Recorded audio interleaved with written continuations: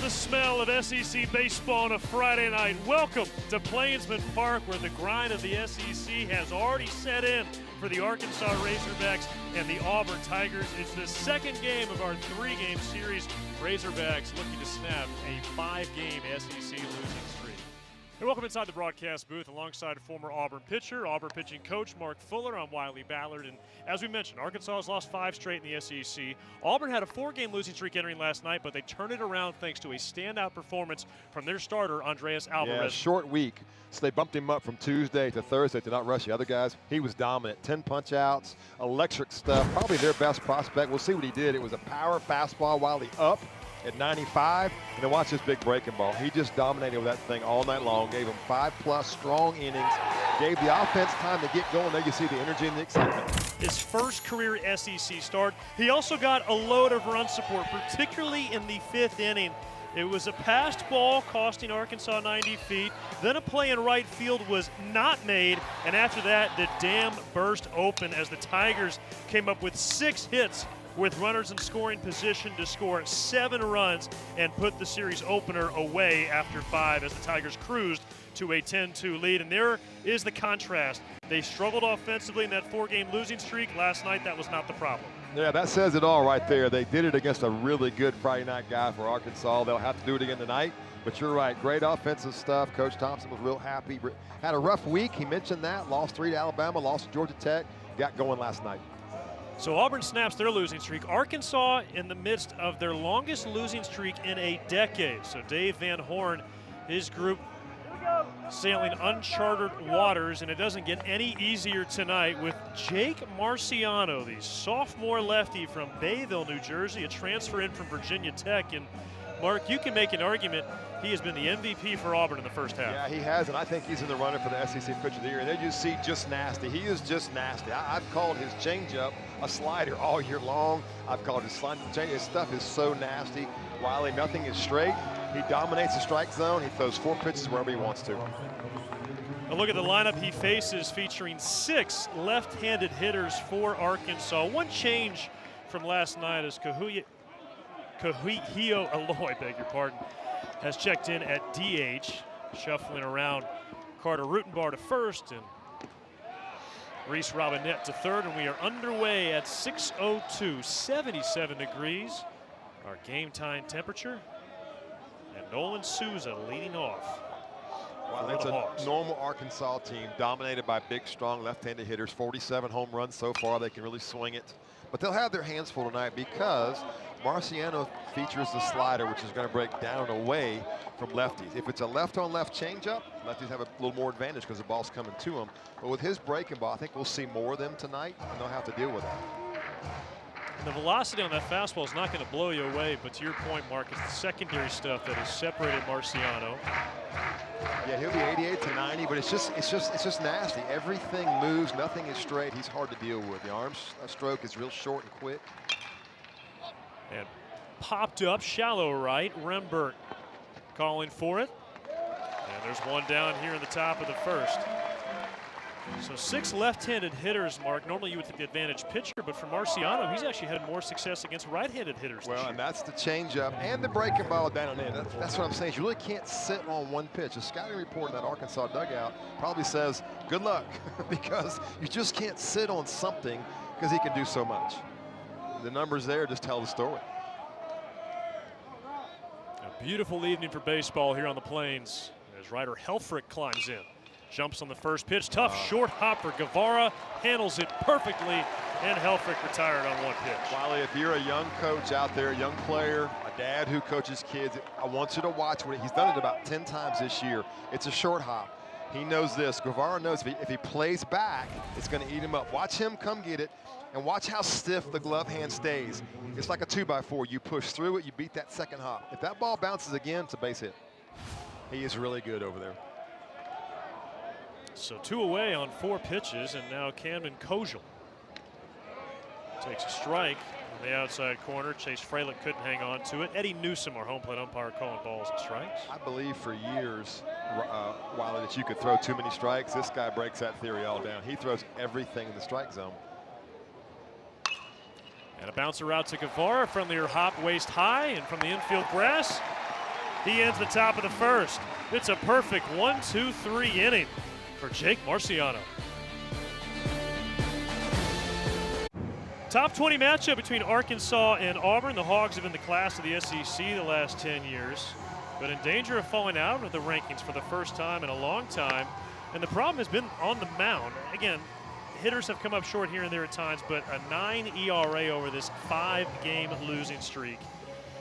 And you can see those numbers have to improve. And now Mark with Hunter Dietz on the mound. Give us the Dietz on the lefty. Well, if I'm going to turn to somebody to break a 5-game losing streak, and by the way, this is a regional team, so the Razorback fans, you guys can relax. This is a regional team. They'll be just fine. But this is the guy you want out there, Hunter Dietz. I want you to look at the innings pitched and the strikeouts, all right? That's what tells you he's got 2 devastating pitches. The fastball is elite, middle 90s. The breaking ball is probably what he goes to more than anything. He'll be very difficult on Auburn's really good left-handed hitters. Talk about Arkansas having so many lefties. Well, Freilich, Terrell, Auburn's got some pretty good lefties of their own. He'll be a tough challenge for those left-handed hitters. 10 runs yesterday for Auburn, 7 in the 5th inning. The most runs they have scored against Arkansas since 2017. I don't think it's a coincidence that's the last time that Auburn won a series. That's right.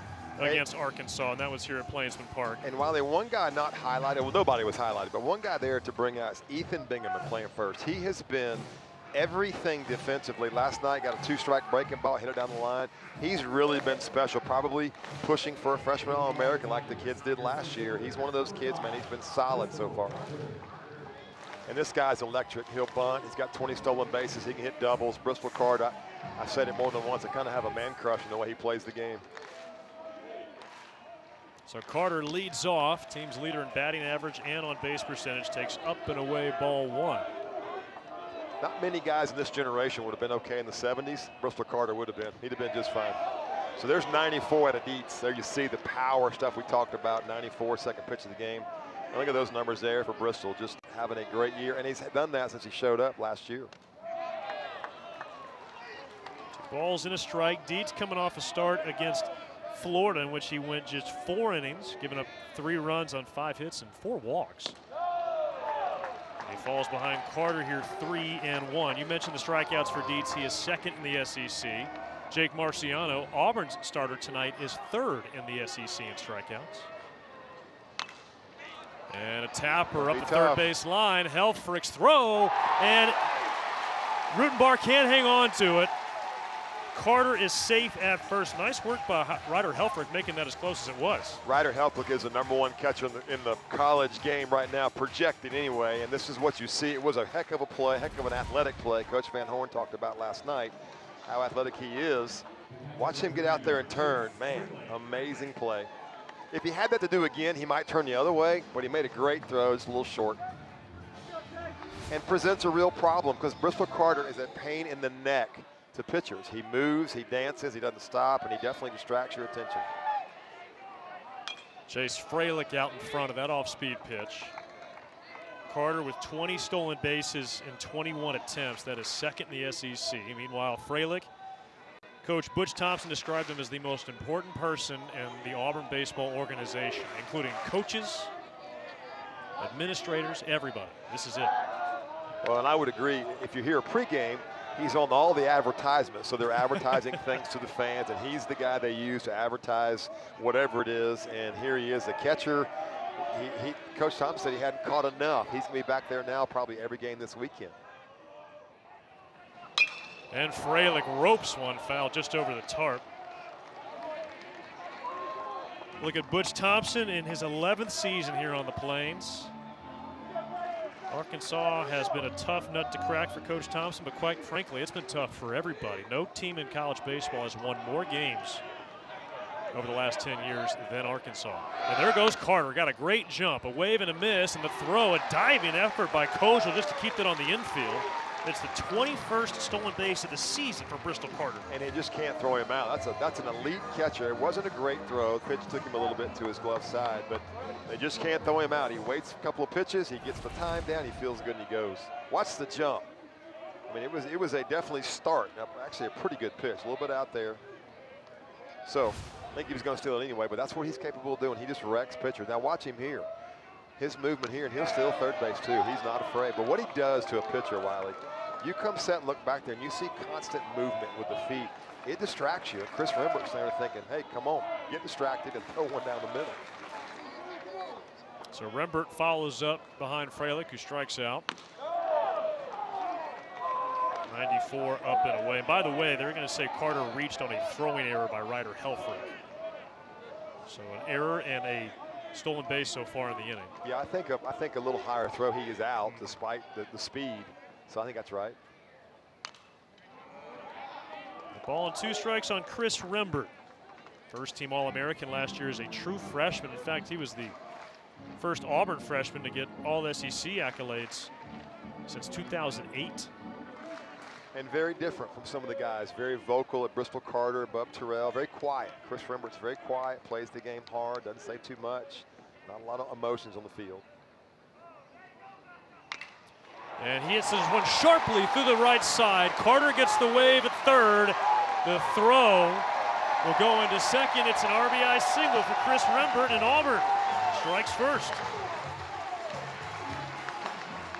Yeah, they had him shifted up the middle. And you'll see here on the replay, they've got him shifted, and he just hit it right where they're not. Got a fastball away and shot it that way. And just too much to be able to get there. And Wiley, you and I talked about it. This was something Auburn didn't do for 6 games. They didn't drive guys in. Even the game they lost to Texas 7-6 on a Saturday night, they didn't do a good job then. And now all of a sudden, here you are. Welcome to hitting. Welcome to the world of being a hitter and a hitting coach and having a team of hitters that just can be a roller coaster at times. Yeah, for Auburn, they scored just 4 runs in that 3-game series against Alabama. And, yeah. You know, Butch Thompson didn't hide from it, so they got to be better. And Mark, this is an Auburn team that expected offense to be their identity, but it's a long season. There's some ups and some downs. As Terrell skies this one way up. Is Helfrich going to have room? No.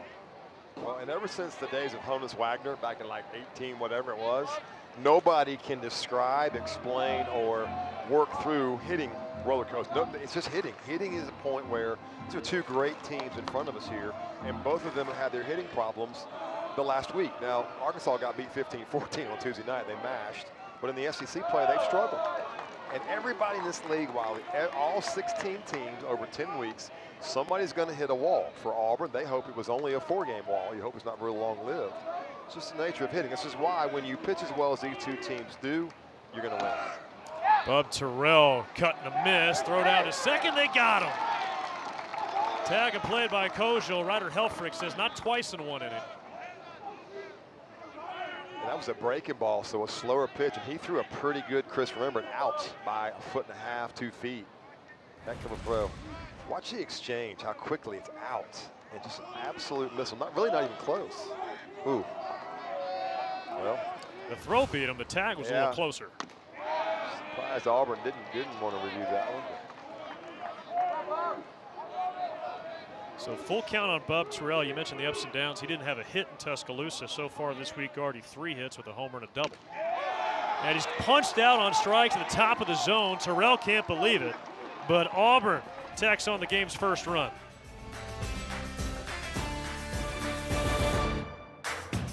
War from Pensacola, Florida has given Auburn the lead here as we turn the page to the top of the 2nd inning. And for Auburn, they turn back to Jake Marciano. And Mark, you were trying to make the point there in the 1st inning, but it went by too quickly about throwing too many strikes. And you think Marciano's bunked that theory? Yeah, he stole my thunder. I mean, I was trying to make myself look good, and he gets 6 pitches, 3 out. Yes, you cannot throw too many strikes when you can change speeds, pitch in and out with your fastball. I don't think it's possible, and he's proven that theory, that you can be in the zone all day long and have a lot of success.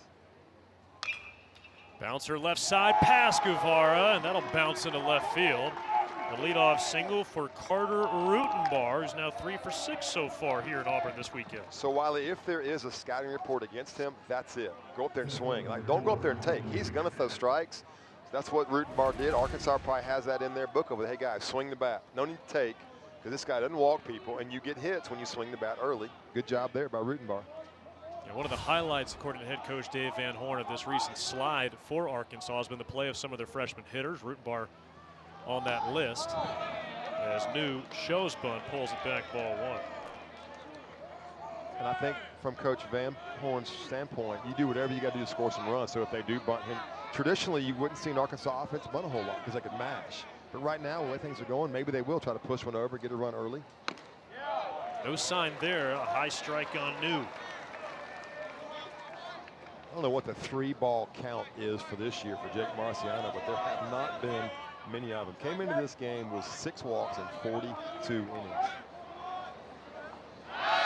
He leads the SEC in strikeout to walk ratio. Top 3 in strikeouts, ERA. He's averaging 2/3 of a base runner per inning. That is, it's elite. Yes. Like, I don't know if I've ever heard that before, especially in this league. And it's hard to believe. You look at his numbers at Virginia Tech last year. Mark, he had an ERA over 6, gave up 12 homers in about 60 innings. Did have 71 strikeouts. Did strike people out. And was a freshman. That's a lot of innings in the ACC, as you know, for a freshman. But a huge acquisition for this Auburn team to pick him up. And who knew? I don't know that Auburn knew in January that he would be the Friday guy, and he is.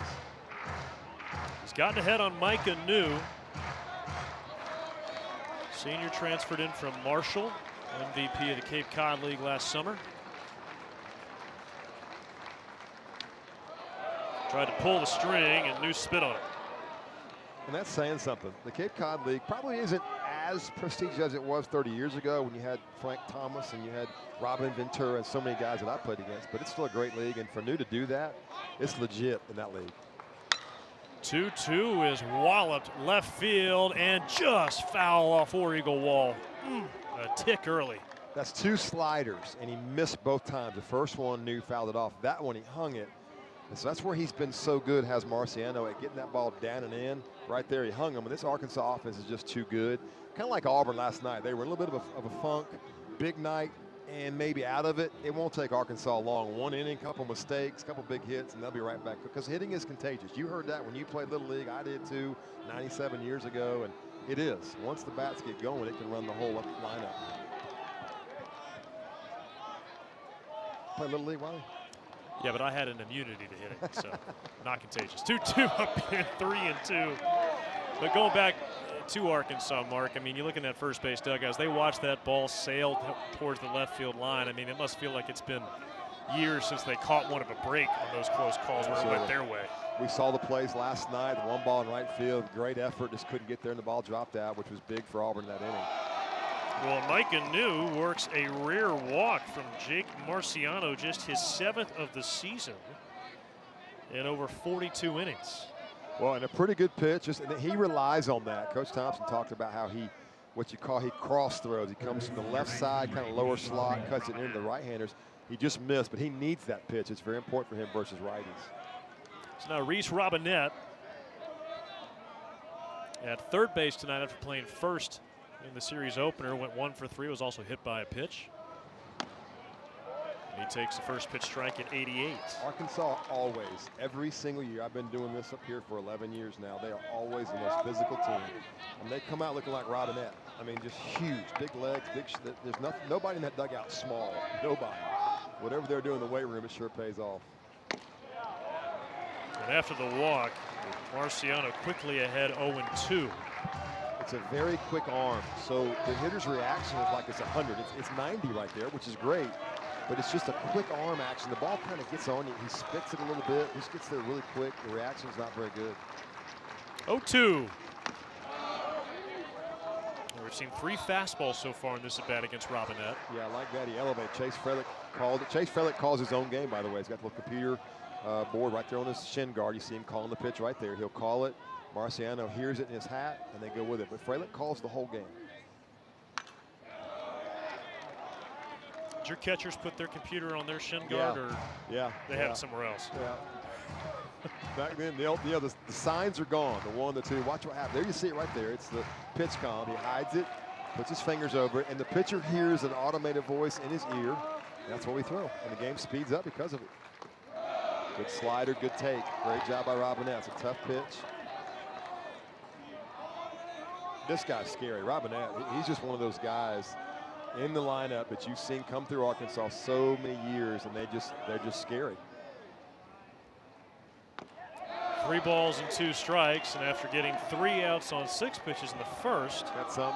Marciano's thrown 14 and yet to record an out here in the second. Gotta love it.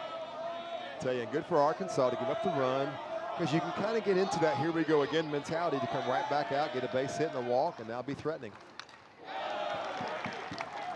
Robinette fights it off. I suppose if you watched Auburn baseball the last week plus, that scoring first has actually been a negative. Each of the last 5 games that Auburn has played, the team that has scored first has lost. Tell you, the Arkansas dugout, I'm looking at them. They are on the edge, almost like it's an Omaha setting. They are ready for something big. Good pitch. Strike 3 called on the outside corner, and Robinette pirouettes back to the dugout. He had to get out of there before he said something he regretted. Yeah, but I think he knew it. This is a good pitch. Just caught him. It's a really good pitch. 7 fastballs, 2 breaking balls, and that at bat. First strikeout of the night for Marciano, and here is Zach Stewart.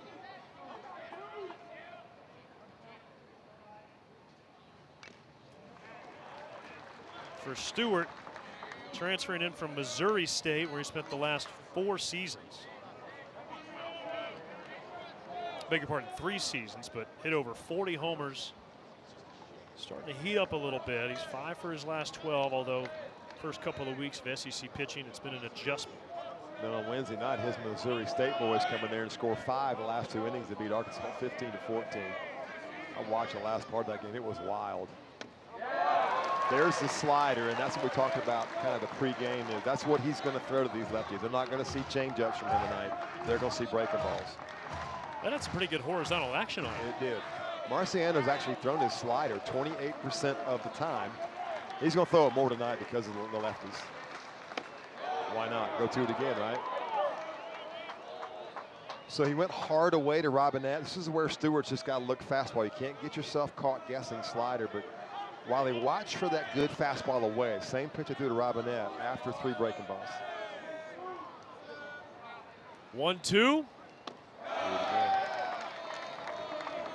And Mark, for Arkansas, this has a similar feel to last night where they had some chances early and just could not break through with that big hit. And then that 7-run 5th inning for Auburn was all she wrote. And a team this good, 1 hit's all it takes. Ooh, look out, Hudson Bulk, first base coach for Arkansas. Good thing he wasn't in the coach's box. A team this good with that coaching staff over there, Coach Van Horn at the top, been there for 20+ years, Nebraska for a long time as well. There's no panic. It's just hang in there and keep battling, because they know 1 big inning, some big swings, then brought back on the track. Another 2-2 pitch. There it is. Oh, my.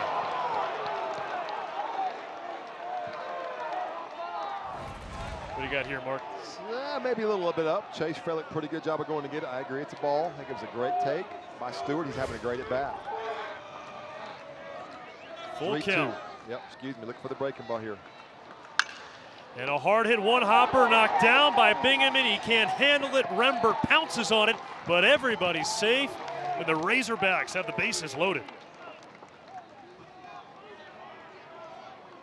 Stewart got a fastball away. The ball was smoked, and Ethan Bingham, when we talked about him, he's been so good defensively. A ball that just got there pretty quick. Did all I could to knock it down. Absolutely smoked.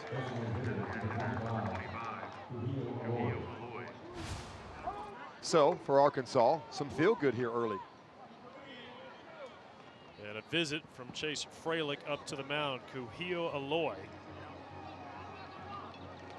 With a chance to drive in a couple of runs for Arkansas at least. And well, that kind of tells the story right there. Yep. Mark, you were saying too many strikes. Now maybe not enough strikes. Well, good for Arkansas. Got the first pitch of the inning, hit it that way.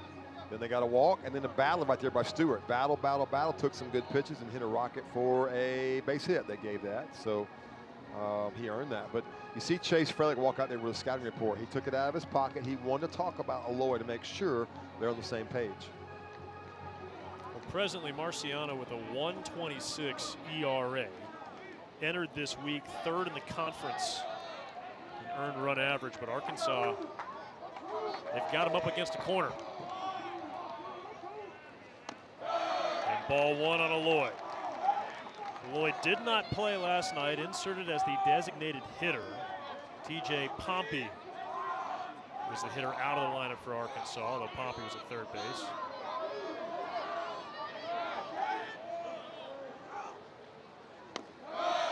Two and oh. And as you might guess, Aloy from Hawaii, so you got 6 hours to LA and then probably 6 more to Fayetteville, so he's a long way from home. I assume his mom and dad may be watching if they made the trip to Auburn. Glad you're here, but glad you're listening if you are. See if your son can get a big swing here for the Razorbacks. 2-0 is lifted high in the air, shallow center, backpedaling Brandon Crane. He's called off by Carter, and that will not be deep enough. Is Carter with a strike down to home plate, and there's 2 down. Big second out for Marciano.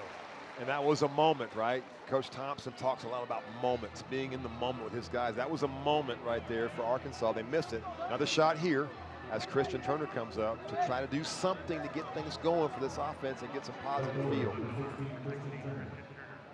And Christian Turner trying to fill some pretty big shoes. Damian Ruiz, their usual left fielder, out for about a month after a knee injury last weekend against Florida while trying to rob a home run. Can the freshman come through in a big spot? 0-1. It's the one thing about Marciano. These lefties, it's like they have just a first gear. There's not a lot of emotion. We saw last night Alvarez for Auburn got in, big pumping fist. This guy right here, he's just like he's frozen solid cold, and that's what you need in these situations. Don't get too high, don't get too low. 0-2. And Christian Turner in his limited playing time, just his 7th start of the season, but he has been prone to strikeouts. It doesn't feel like a lot up here for you and I. While it's a huge inning for Arkansas, they just need something positive here early.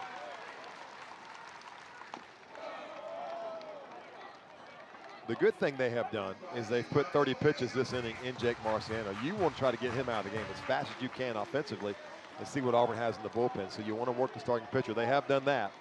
But boy, could they use something through the hole here. 1-2. Good take from Christian Turner. You try and get him to chase that one more time? I think you do. I mean, also being a freshman, and he was close there, I think you go for it one more time if you're Freilich and Marciano, see if he'll chase it. This will be the 21st pitch of the inning.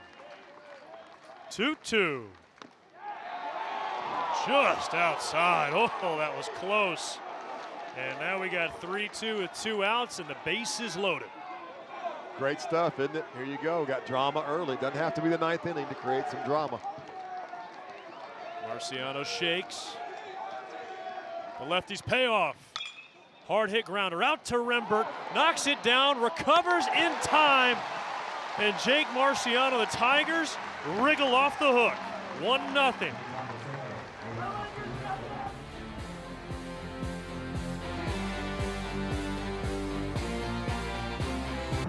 But right at Chris Rembert, so Arkansas is turned away in the top of the 2nd.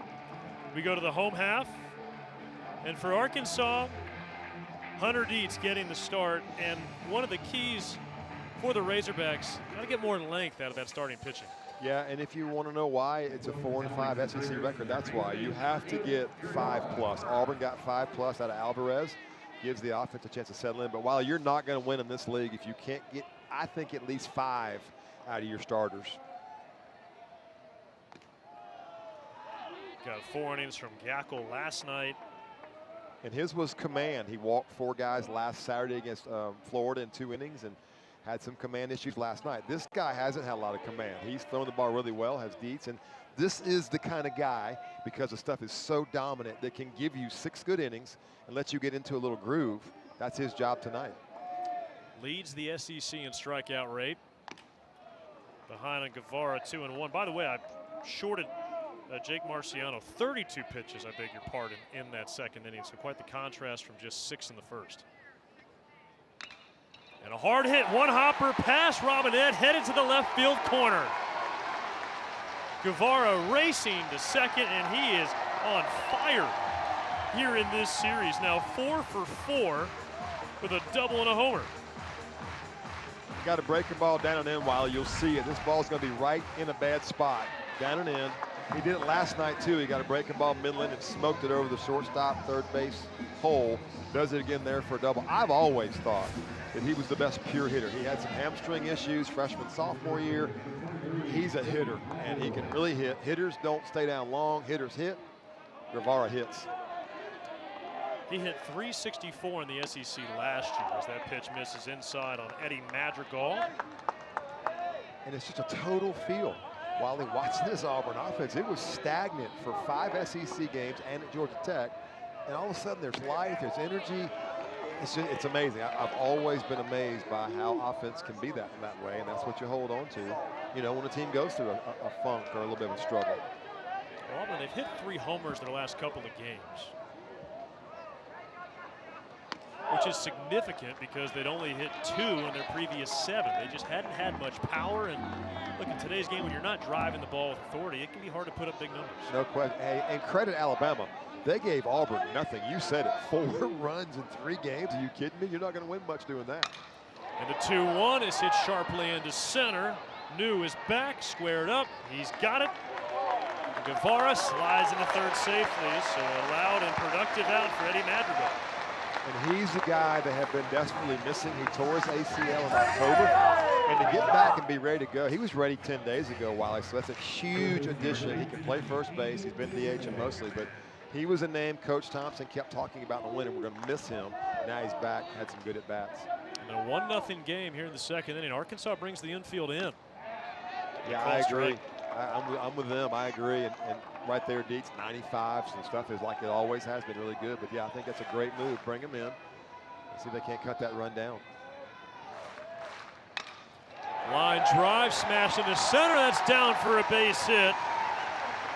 Guevara glides home, an RBI single for Ethan Bingaman. 2-0 Tigers. And I said it right to start, Wiley. I know we got Freilich and we got Bristol Carter, but that guy right there, because of what he's given Auburn as a freshman defensively and now with the bat. Big hit last night, drove in 2, did it again right there. He's doing some special things as a freshman. Highly ranked out of high school, also equally as good as a pitcher. Good night, good start for him. Speaking of freshmen, here's Mason McCrane. Takes ball 1.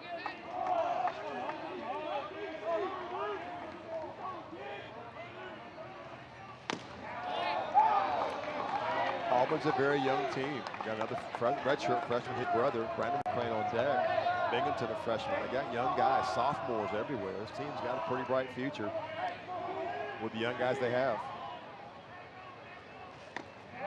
Mason McCrane, 6'6" from the left side. So a couple of 6'6" lefties tangling here. And a lot like Bingham, I think Coach Thompson and Coach Tiefert are pretty excited about his future pitching, but right now he's an asset in the outfield swinging the bat. Good pitch. And candidly, he's a guy who probably turned down some serious money to come to Auburn. Yeah, while if you're a freshman in the SEC, you turn some money down. I mean, that's one of the criteria. I had an SEC coach tell me, hey, if you want to know if you're an SEC caliber guy, it's a good breaking ball there. Ask yourself how many scouts are in the stands. Why not college scouts, professional scouts? That tells you whether or not you kind of crack the mold for being an SEC caliber player. Professional scouts in the stands watching. It's a good breaking ball there by Dietz. That's what he's good at. It's really good behind the power fastball, and a good one there. So now Brandon's going to try and pick up his younger brother Mason here. And a first pitch strike from Dietz. And Dietz is normal. That's 96. He's been his normal self. Credit the Auburn offense. Just some really good at bats so far. McCrane goes around, and on the dirt ball, in goes to second. Ethan Bingaman heads up play.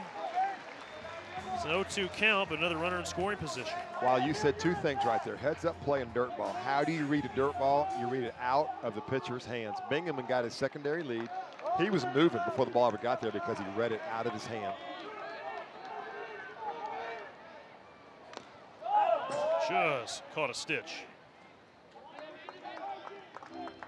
So what you're taught as a base runner is you take your secondary lead, but you're watching the ball out the pitcher's hand.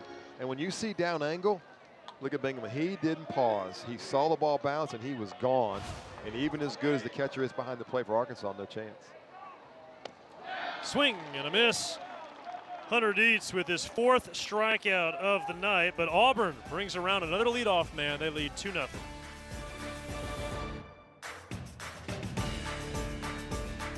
With a big RBI single, Auburn now ahead by 2 as we go to the 3rd. And Jake Marciano, well, it was a quick first inning. Had some pressure put on him there in the 2nd mark, but ultimately Arkansas could not find that big hit they've been craving. Yeah, you're right. They need one. And Jake Marciano probably texted me the game's over. Hey, thanks, Fuller, for jinxing me, saying I throw a lot of strikes, and that's good because he did had a long inning. And good for Arkansas. Look, if you can't get the runs in, then work hard on the pitch count, Wiley, and getting the starting pitcher out of the game. That was a good inning for them. And Souza chases a high heater 0-1. And we showed you the numbers. They're hitting 116, our lefties, against Marciano. They just don't see the ball. Right there, that ball was like it was 100. It was 88, but Souza just didn't pick it up, and it blew by him. And I'm sure any lineup is going to feel better facing the guy the 2nd time through. But is Marciano a guy you feel like he can make real progress against the 2nd time? I don't think so, because he can throw 4. You may see 4 different pitches on 4 at-bats if you face him long enough. He stays in the game long enough. And he makes quick work of Nolan Souza. 2nd strikeout tonight. So he gets him with the sweeping breaking ball. And because of the lefties, Wiley, right now, it's pretty much fastball slider. Tomorrow, Ole Miss and number 21 Florida finish up their big 3-game series in Gainesville. And we'll have it for you right here on the SEC Network and the ESPN app. Coverage begins at 7:30 Eastern, 6:30 Central. Florida coming off a sweep of Arkansas in Fayetteville last week. Helfrich fouls this one out of play. Yeah, go figure this league. They go to Tuscaloosa 2 weeks ago and get swept. Then they go to Fayetteville. I don't know when the last time Arkansas got swept by anybody in Fayetteville, and Florida goes, and then Florida gets beat last night. So go figure this league. It's just a roller coaster day in day. Ball and a strike on Helfrich. This really has been the one guy that Arkansas has been able to rely upon day in, day out. So far in this series, he's 3 for 4 with a homer. Yeah, hit a big home run last night.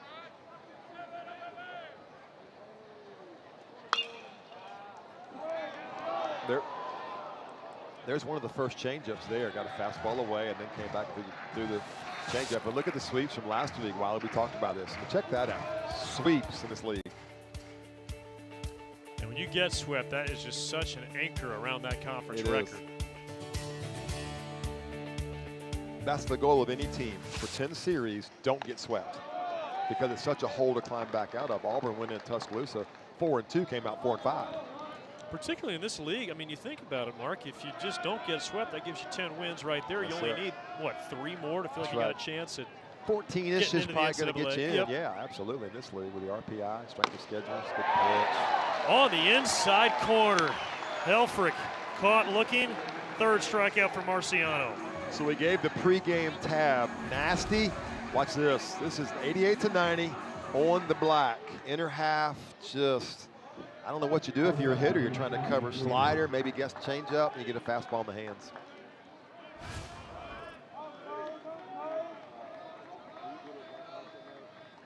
And now Camden Kojal.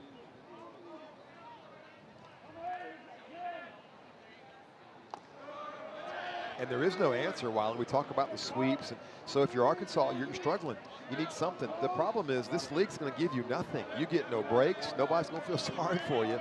They're going to have to hang in there, which is the message from Dave Van Horn. I promise you it is. Every day, same thing. Show up, work hard, and then things will go your way. But right now, they're just in that spot where they just have to hang in there. But they have to pitch. If they don't pitch, that's when it hurts you. He's been doing it a long time. He's seen this before. He's not going to panic. But they're going to have to pitch, and so Dietz is going to have to keep them in this game when he gets back out there for multiple innings.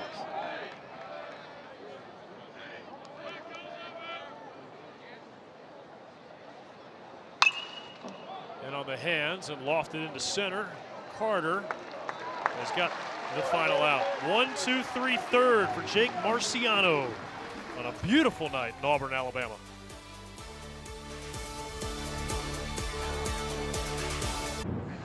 Game 2 of Razorbacks Tigers here at Plainsman Park this weekend. Auburn with a 10-2 thrashing last night to take the first game of the series as the Razorback bullpen is migrating beyond the right center field wall. Obviously, with 7 runs there in the 5th inning, that pretty much was the game for Auburn offensively. But another big piece of the puzzle was Andreas Alvarez in his first career SEC start, punches out 10. And Andreas, I mean, first and foremost, you've got a Gatorade cup on your head. Is that more or less distracting than the hats we saw yesterday? Probably less because it's not as heavy. I don't know. We might be adding things to the pile here. Yeah, but can you tell me about your emotions, prior to the game on Thursday? I mean, you've obviously been with Auburn now the last couple of years, and you've seen plenty of big SEC series openers Friday nights. What was it like to get the nod? It was awesome, but I mean, just kind of taking it as another game. You don't want to give these guys too much credit. Obviously, they're a good team, but just taking it as another game. What's been the message? Lost 5 out of 6, got swept in Alabama. Andres, what's been behind the scenes? What's been the message from the players and coaches over that struggle you guys had for a few games? Yeah, it was just keep going through it. Obviously, baseball is a tough game. It's the hardest game to play. So just being able to come back as a team and just keep swinging the bats and have a lot of confidence behind our guys and just stick together. Bristol Carter at the plate. And Andreas, as you guys look at the rest of the season, I mean, take it where you guys were last year, 4-5, and then 1-13 the last 21. What's kind of the vibe of that dugout, even before last night's win? Yeah, I mean, we had a lot of guys come back and a lot of vets that kind of knows what it takes. Just being able to know that we got to get through it as a team and just keep grinding. Every team has its ups and downs, and it's just we'd rather have it happen now and just find our identity now rather than a week before SEC play and kind of trying to figure ourselves out in playoffs. You can kind of see how easily focused Andreas Alvarez becomes because you're getting a lot thrown at you here. What is the picture on your chest? This is Todd Clay, and that is Logan Gregorio. Yeah, that's at Buc-ee's. We go to Buc-ee's on all our road trips. All right, loves the Buc-ee's. That's the team's favorite spot. All right, very good. Carter not Easy happy Bristol. with that call from Eddie Newsom. Yeah, he needs to get out of there, too. He's too good a player. Tough pitch, tough call, but let's get out of there and get back to the dugout. Andreas, I always like asking guys this, how long did you hit for? I hit up until my junior year of high school. I took the senior year just to focus on just pitching. I honestly hated hitting. Hitting's tough. That's great. So I was just kind of like, I'm going to be done with that and stay healthy to pitch all year. Talk about the breaking ball, Andres. It was an absolute hammer last night. Have you always had that? Did somebody develop it for you? Did you learn it here at Auburn? It was really good last night. I kind of always had the curveball since high school, really. I mean, the slider was a work in progress when I got here. Me and Teef kind of focused on that one, too. It's a little bigger compared to most sliders, but the curveball, I've always kind of had that. You mentioned the size of the movement there on the slider. Did you adjust your grip at all with Teef? Yeah, I did. So that was probably the biggest thing, is just being able to have a grip that I could still feel like I could get some arm speed on, so it didn't just baby and there was always a ball, and then that helped me throw it for strikes more, just being able to throw it as hard as I can in the zone with good movement. Do you know how many towels and hats you have on your head currently? I actually have no clue. We have our statistician is keeping a He's count. working on There's that. one's gone with the hat. It's two they're towels. They're there taking goes it the off leg now. guard. Okay. You did have 3 towels on your towels, head at okay, one point, yep. and now you're just In a picture. okay. Good. Well, now I feel bare. Yeah. We talked about how many hit batters are on this team, and Chase Felix hit a bunch, and then gets hit again with a breaking ball. Dietz was throwing really well and got a breaking ball in there. Andres, talk about the grind of this league. We talked about it some before we got to you. Just the grind of this league and how brutal it really is. It's tough. This is my roommate Saxon right here. It's tough. I mean, the SEC is the major leagues of college baseball.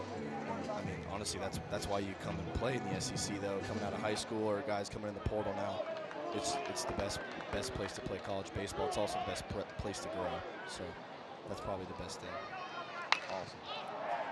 As Rembert flies this one up down the right field line and foul ground. Stewart out of room. Well, before we let you go, Andres, only because we did have Saxon Roberts make an appearance there. How is he as a roommate? You want to put him on blast right here? Anything he can improve upon? Oh, I love the kid, but he's awful. I mean, details. Hold on. I mean, if you guys could just see what he does in a dugout for a weekend, that doesn't change. That is Saxon 24/7 every day of the week. Whether it's you're trying to go to sleep and it's 11 o'clock at night, or it is 8 a.m. So talking about Saxon as a roommate. On the offensive side, kind of similar to Bristol Carter, same kind of. Oh yeah, I mean, jive. it's nonstop. He's a little nicer than Bristol is to other teams. I've actually never seen Saxon mad ever. He's Bristol's always mad right now. We got Bristol on camera, and he's mad right now with that fastball in. Yeah, you could tell. He shows his anger a little more. Saxon just doesn't realize he should be angry, and that's what you love about him. Little bouncer out to Good third. runner. And they get Rembert by a step. Well, Andreas, thanks for the time, man. We enjoyed it. Best of luck with Saxon as a roommate. Hope he can mature a little bit as the season goes along. Yeah, of course. Thank You you. rub off. He's so mad. This is the maddest you'll ever see him right here. This is the maddest you'll ever see him. Oh, you're talking about me? What are you saying? I think our interview's running off tracks here. We got to go. Yeah, we got to go. guys. Thanks, Thank you. Andreas. Yeah. So Andreas Alvarez, starter for Auburn last night, first career SEC start. And you know what? Good for him. I bet it's tough to get some sleep the night before starting. You got Saxon Roberts with you. That's off the glove of Dietz, out Good to play. short. Kojal in time to get Terrell. And that's the end of the third inning. Saxon, what do you got?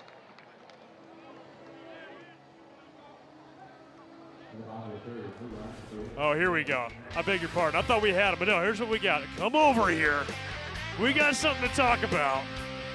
It could be hostile in the dorm this next week or so.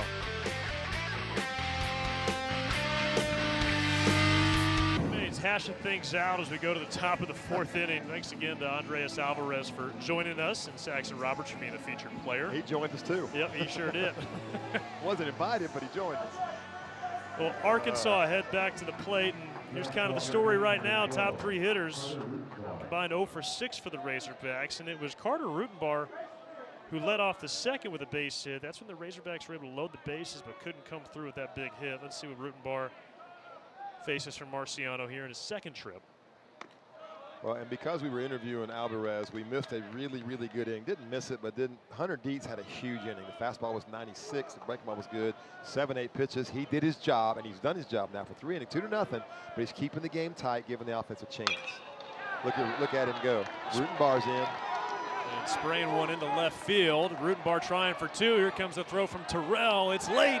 A leadoff double for Arkansas here in the fourth. And Carter Rutenbar, he's a machine right now. 2 pitches, 2 hits, and look, that was a double Wiley when he left the box. That's how you hit doubles. This ball's probably a single if you want it to be, but this guy's trying to win a baseball game for the Razorbacks, and he is gone. Good throw by Terrell. Got a good arm. But if you don't step it up right out of the box, you're out. Rutenbar did. Safe, double, lead off. Got some things going here. And although Arkansas has lost 5 in a row, Rutenbar has started 5 straight. He's reached base in more than half of his plate appearances so far in the lineup over this stretch. A swing and miss from Micah New.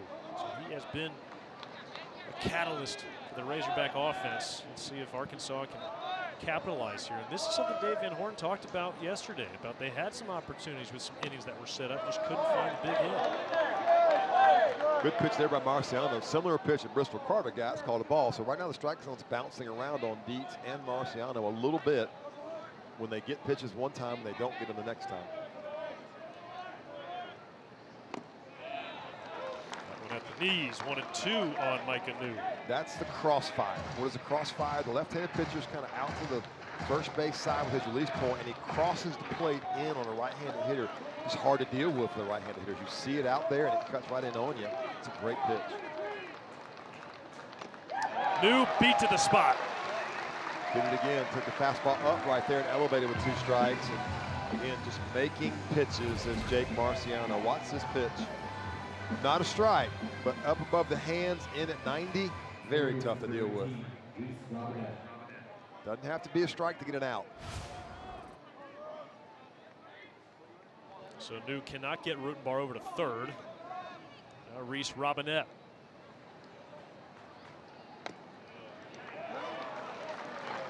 There's the good slider we mentioned. He has thrown it 28% of the time. Jake Marciano, 28% of the time through his first 7 starts, had thrown the slider, and he's featuring it tonight. Robinette, he threw more fastballs last at bat than breaking balls. Chopper to first. Nice pick from Bingaman. He takes the out at first. Rutenbar to third, but now 2 away. This is the same exact thing we talked about with Guevara in the first inning. Watch Binghamton come. If this ball hops again, he's got no chance. Stiff forearm, he pushes through it, but it's the reaction off the bounce, while it is so tremendous, it allows both those guys to make great plays. Well, here we go again. Arkansas in need of a clutch hit here. Zach Stewart. Both these teams are elite defensively. Auburn came in fielded 974, and Arkansas 977, so both of them play great defense.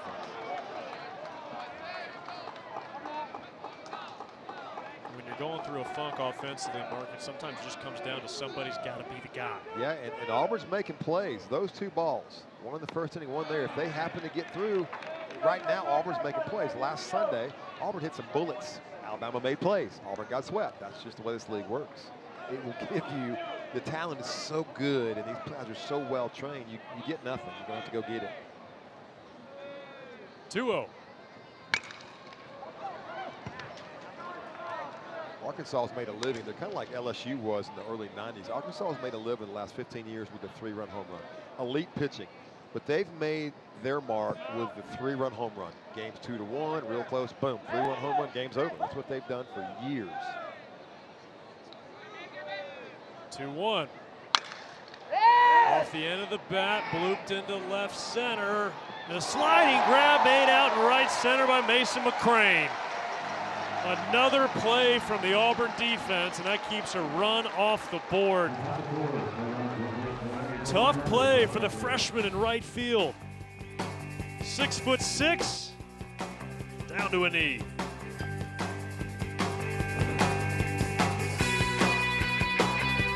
Park, we are now joined by Arkansas head coach Dave Van Horn. And coach, let's start with Hunter Dietz.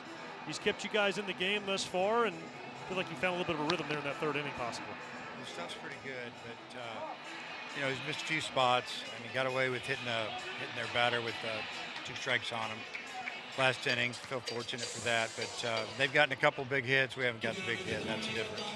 Coach, you've been doing it a long time. You've had teams that have been in kind of a fog. What do you tell your guys day in, day out to keep them locked in and going?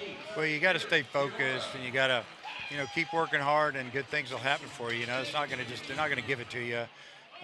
You know, you got to take advantage of mistakes, and you know, just there we go again. Leadoff man on 3 out of 4 innings. So you know, you just got to keep working, and hopefully you can turn it around. Coach, thanks for your time. Best of luck the rest of the way. Okay, thank you. I think Coach Van Horn put it pretty well. Their leadoff man on for the 3rd time in 4 innings. The 2 runs that Auburn have scored have been by the leadoff men that reached. And Guevara now has hit a fastball, a breaking ball, and a changeup. He's got 2 base hits, and he's having a great series. He's 5 for 5 now on the weekend, 3 for 3 yesterday. So Guevara has found his groove, and he is swinging the bat. I drew a walk yesterday, too, on top of that. And Wiley, this is the same Auburn offense that could not muster anything. Shut out 5-0 against Texas on Sunday. Went to Alabama, lost 3 games, scored 4 runs. Now here they are, back on track, swinging the bat, doing a great job. I ran into an Auburn fan this week in town. He was not happy. He was mad. And I would say this to every single SEC fan listening: what would you rather have, your team going to Omaha or your team winning the series against their arch rival? And he said, I want both. I said, you can't have both. I said, pick one. He said, okay, Omaha. So yeah, so I get it. You lose to your arch rival, nobody's happy. The coach is the most unhappy. But these teams on this field, both these teams have a legit shot every year, and this year included, to be in Omaha. And they'll be just fine. That's not just flowery talk. Pretty good pitching there by Hunter Dietz to strike out Matador. I think the most recent example, Auburn, they swept LSU here last year. Killed them. LSU wins the national championship. You and I worked those games. Yes. And Coach Van Horn is right. It all starts right there on that mound. You got to keep pitching. And he said it. It'll give you nothing. And right now, Auburn is taking in this game. And Ethan Bingaman's been a big part of it. RBI single in the 2nd inning to score Guevara. And Also made a real nice play just a half inning ago on a tough short hop at first. True freshman from Corona, California. And a ball in the dirt. Off goes Guevara. Helfrich, a seed down to second. They got him. Ryder Helfrich showing off the hand cannon again. Well, and it's really good baseball by Eric Guevara. We talked about it last time. He got a good jump. You just got an elite guy out there throwing you out. Helfrich is so athletic. Watch him get, look how far the ball went. And Guevara got a great jump. Just an athletic play by the catcher. That's all you can say, because it was a great jump, good read. Everything was good there on that play.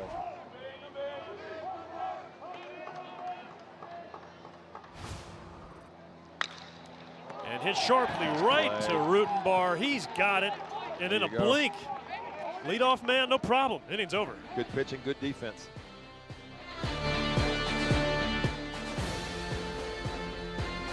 Candidate for SEC Pitcher of the Year before we began tonight. He has looked like it so far through 4 innings now, Mark. Scoreless. He's been in a couple of tight spots, but he's made big pitches. He just battled out. That's what separates Friday night guys. They don't panic. They battle out. You see what he's done there. The one walk is just for him. It's like, what? I walked a guy. But he's striking guys out. He's making good pitches, and it's not easy in this league. Nothing's easy about it. He's worked through some jams, and so far given his team 4+ now in the 5th inning.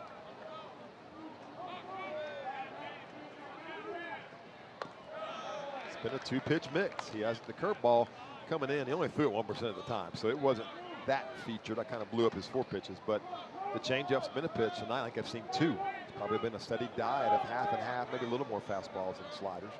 1-0 on Cahuilla lower. And Lloyd takes strike 1. There it is. 1-0 count. Everybody in the stadium's thinking fastball, and you throw a breaking ball. That is the root of pitching. You can't give hitters what they think they're going to get.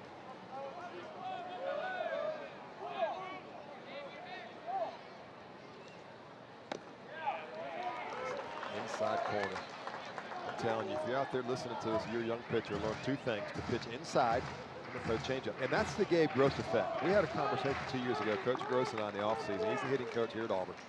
We had a conversation about how that team at Auburn did not pitch inside, and they were last in the league in walks and ERA.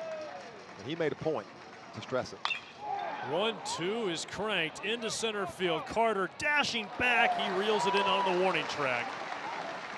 So Gabe and I sat down one day. Gabe's around town, and I coached Gabe 1 year when he was a first-round pick. And he just talked about how that Auburn staff 3 years ago, when they were dead last, and they won 8 games total in the SEC, then last year, number 4 seed, turned it around. That was a big piece, was he said, as a hitter, I do not want you pitching me inside. I'm uncomfortable.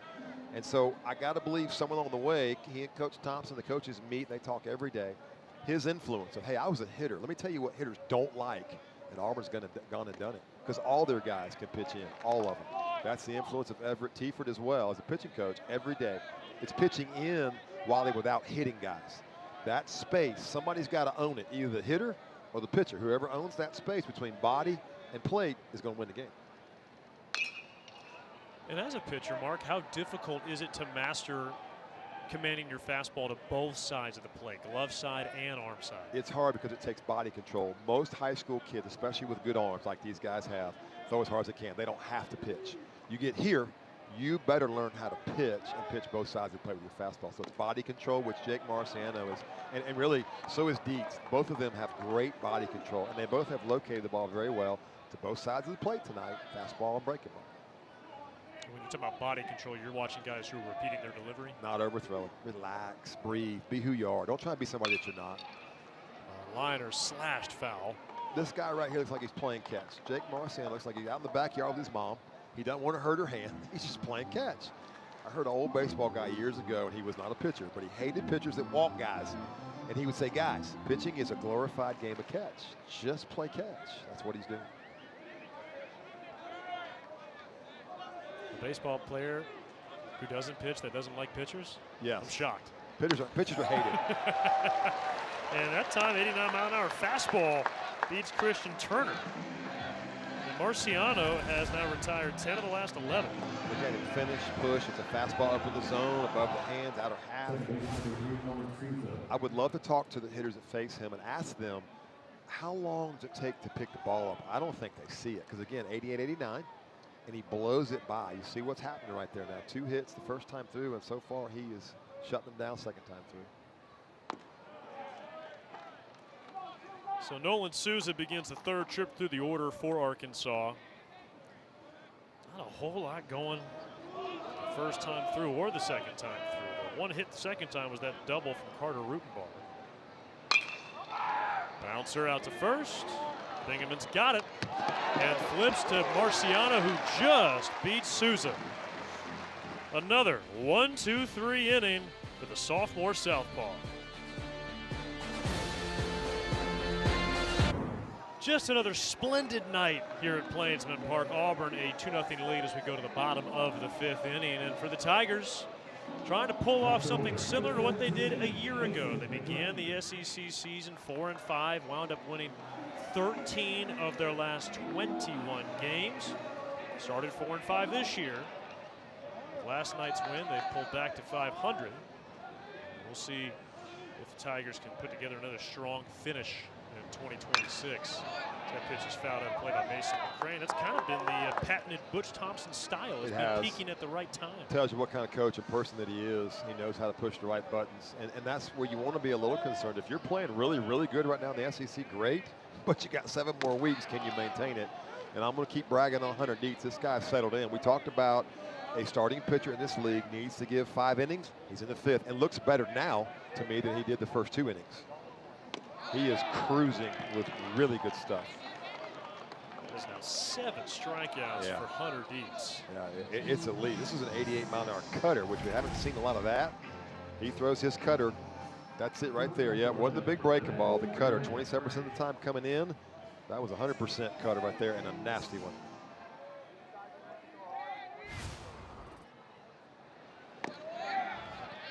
Oh-1 on Brandon McCrane, who struck out on the slider in his first trip. I mean, this is first-round stuff we're seeing here. He's only a sophomore, so he's got another year to go. But this is first-round stuff. A kid out of Florida, you know, was recruited by the Gators and Seminoles and ended up at Fayetteville because of the history. And, man, you go into that stadium and see the crowd. There's no reason why you wouldn't want to play there. Well, he is a redshirt sophomore, in fact, Mark. So he is eligible. That's right. You're right, he is. So July for him will be a big year. And it really wasn't just one injury. It's really incredible what he has done this year compared to the first 2 seasons as a Razorback. In those first 2 seasons combined, he made 4 appearances, worked a total of an inning and 2/3 over 2 years. And that was because he had a stress fracture in his elbow in the fall of his freshman year. Came back, made a couple appearances, suffered another setback, and after, again, just 4 relief appearances, he's come in and has been arguably Arkansas's most reliable starter this year. Reminds me a little bit of Andy Pettit, a guy from way back in my day. Backhand chance for Souza. No problem. 2 away. Tomorrow, a really good softball doubleheader right there on the SEC Network and the ESPN app. Number 7 Florida hosts number 16 Mississippi State in the second game of their 3-game series at 11:30 a.m. Eastern. Then the series finale between number 11 Georgia and number 15 Texas A&M in College Station. It's a fun way to spend your Saturday, huh? Sure is. Got to call a softball game a couple weeks ago, Kentucky-Auburn, and it was awesome, except that with a 3-hour lightning delay and then 13 innings in game 2, which took us to midnight. That one stung sharply on 1 hop through the infield. Big turnaround and a slip from Carter, but he races back. He does everything at about 110%. While I thought that was a slip, or if that's the way he stopped. He was going so hard. It's funny. I'm not a real bright guy, and I've been calling games, and his walk-up song is The Stroke. I think he's just putting the brakes on. I think that's intentional. Like, this is the way I stop. You might be right. By the way, that hole in his pants was already there. Yeah, and don't fix it, by the way. Leave it. He wants it just like that. He's what you call a dirt bag. He'll go to work here on Dietz with his feet moving around, jumping. And if you're Dietz, let him jump around. Your focus is right here on home plate. You don't get paid money at first base. As a pitcher, you get paid throwing strikes across the plate. So, and Dietz has been around a while. He won't get distracted. He'll keep making good pitches. Well, Carter certainly is drawing attention. Yeah, and with Chase Fralick up, left on left, I would let Russell go ahead, steal your base. I'm going to get this guy out and in the inning. That'd be my mindset. If I'm Hunter Dietz, let's get Chase Fralick out, because if you're dangerous with him, he's going to hurt you. Off the end of the bat, a little roller bouncer out to Kojal and throws across his body in time. Well done. Bristol Carter stranded at first. Ryder Helfrich leading off for the Hogs. The Razorbacks need a couple of big swings. Hardly an unfamiliar sight. Ryder Helfrich with his 10th home run of the season last night. And he went the other way out towards the player development facility, and Ryder Helfrich, beg your pardon, just having another special run here these last 5 games. Took 95 from Alvarez and just smoked it off that brick wall. You're right. He's an absolute bullet. He's hit 10. He is their guy that could use him to get something. 2-0, right? Tight game like you'd expect on a Friday night in the SEC in one swing. How about a bunt from Helfrich? That is a foul ball. Yeah, Didn't see that coming. No, and I don't know that's what Coach Van Horn wants. Hey, you're trying to create something, but you have a chance to hit one over the scoreboard. Probably what he'd rather see him do is go get one with a barrel and hit it out. Auburn's deep, so he's trying to create something. Another California guy, Bingham over there at first base for Auburn. California coming halfway across the country. Helfrich halfway across the country to Fayetteville. The league has draw really internationally. Guevara's from Panama. They got guys all over this league, from all over, really all over the world. Ball and a strike now on Ryder Helfrich. Top 30 prospect in this summer's draft. And you know the real difference in the game here, Mark, is leadoff men. Arkansas has gotten a couple of leadoff guys to third, but haven't gotten them. Auburn's gotten a couple home.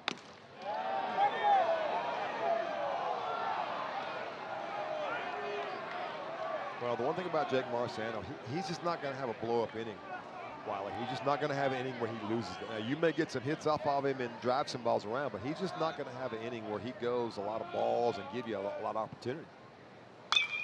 Helfrich high and deep. Yeah, Terrell is looking up.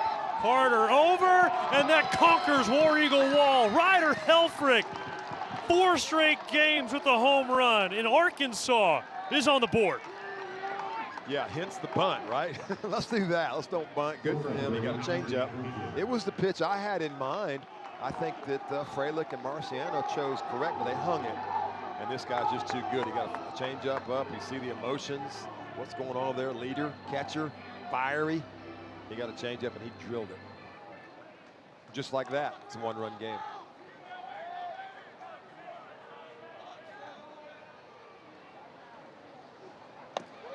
What you'll see is a changeup that missed. It sat right up in his eyes. Yes, and that's not where you want to miss to a guy like that. Strong, athletic. We've seen him do a great job behind the plate a couple plays, and now cuts the lead in half. And that is already 5 home runs in SEC play for Ryder Helfrich. Yeah, I think he may be the first 20 guy this year. If he gets to 20 in the league, he's got a chance to hit one anytime he's at the plate.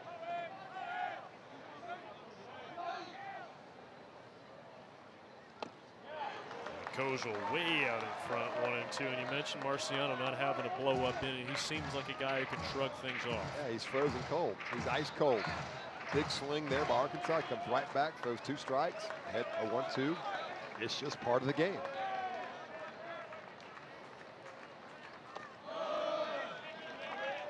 Auburn bullpen is moving around a little bit.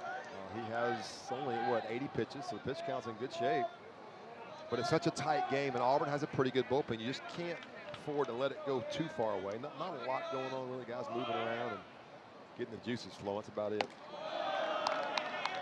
You know, when you're a Friday night guy like Dietz and Marciano are, Wiley, you earn the right.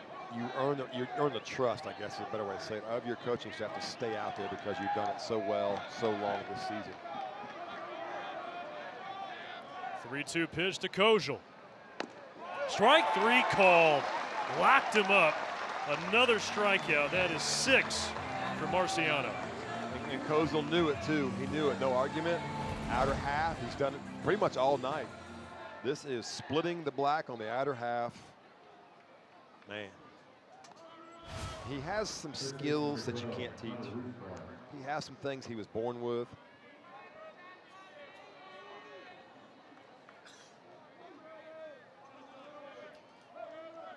only guy who's had trouble retiring tonight has been Carter Rutenbar, who's Yeah, he's 2 seen for 2 2. pitches.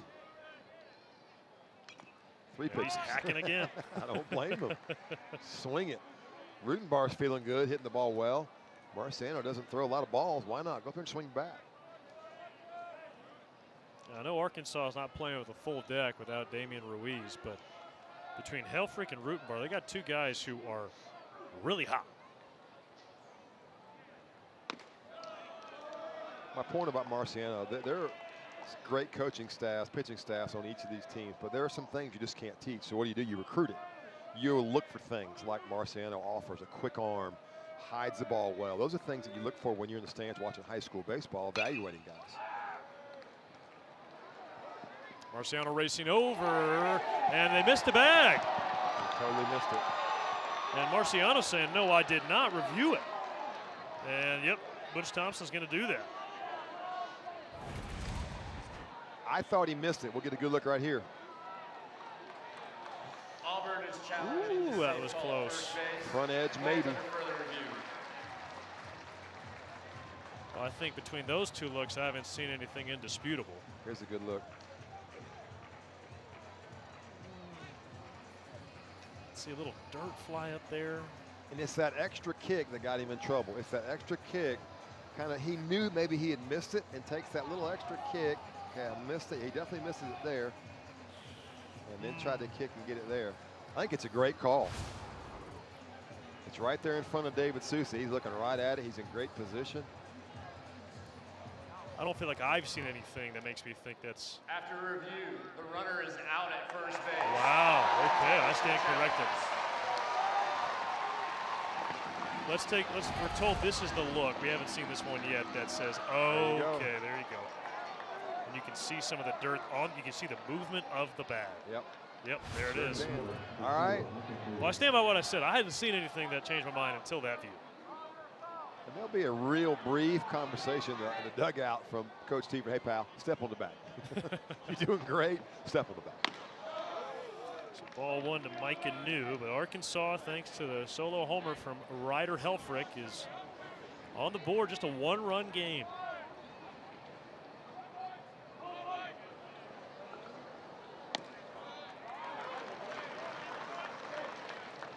Came in with 47 home runs, did Arkansas, so now 48. And they've got guys up and down the lineup. Koziel's hit 8. They have a couple with 5, so they hit home runs they always have. No lead is safe. Unless you're facing a guy like this, it doesn't make a lot of mistakes over the plate. He made 1, and Helfrich got him. He hasn't made more than that, though, just a couple.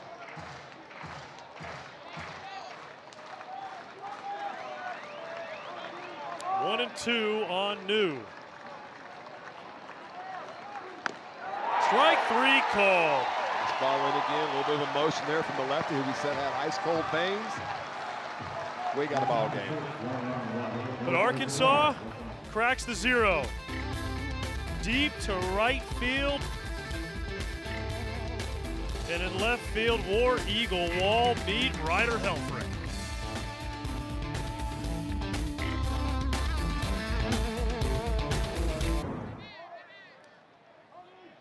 Jake Marciano, 6 innings, 1 run. Hunter Dietz, meanwhile, fires ball 1 to Chris Rempert. Here's how the top of the 6th inning ended. New, frozen. Talked about how calm and cool he is. There's some juice. There's some energy right there. And we're seeing a doozy tonight between these 2 guys. A power lefty in Dietz sitting around 95, and a command sink change breaking ball lefty from Marciano pitching their tails off. Fun to watch. Dietz is settled in, man. He's got this thing locked down right now. I think Marciano's still explaining the first base thing. He's a little fired up about that. I didn't miss the bag. I promise I didn't. He came pretty close, though. Yeah, it's a replay review instantly. I'm getting it, baby. There you see 6 games, 7+ strikeouts. Totally different creature than Hunter Dietz. Same results from these 2 guys. We see why Dietz came in leading the league in strikeouts. 58 punch-outs coming in 34 innings, and he's doing it again tonight. And that ball gets a long ways away from Helfrich, and Rembert's going to reach on a strikeout.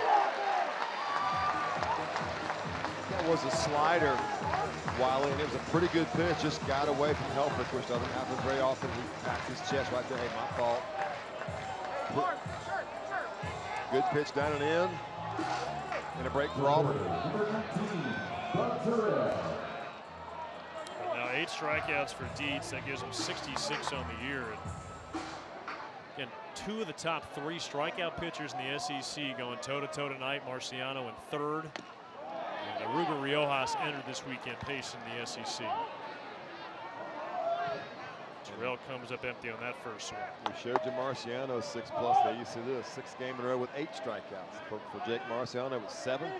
Hunter Dietz, 8. And the lefties for Auburn right now, they're just not seeing it. It is just so good. Coming out of his hand, they're just not seeing it. Bud Terrell had a big double last night off the wall. It was almost caught. Great play by left fielder right there. Just 3 straight sliders in a row and just no chance. Just that good of stuff. That was almost abused. Let's just watch this thing now. This is not the curveball. This is a power slider with probably 14 inches of depth. Now you see it, now you don't. And for 9 strikeouts, just 83 pitches. It's called get ahead, stay ahead. There's about 25, 30 scouts here tonight, and they're getting a show from him. Guevara 2 for 2 tonight. And here's a look at what he's done against Razorback pitching so far.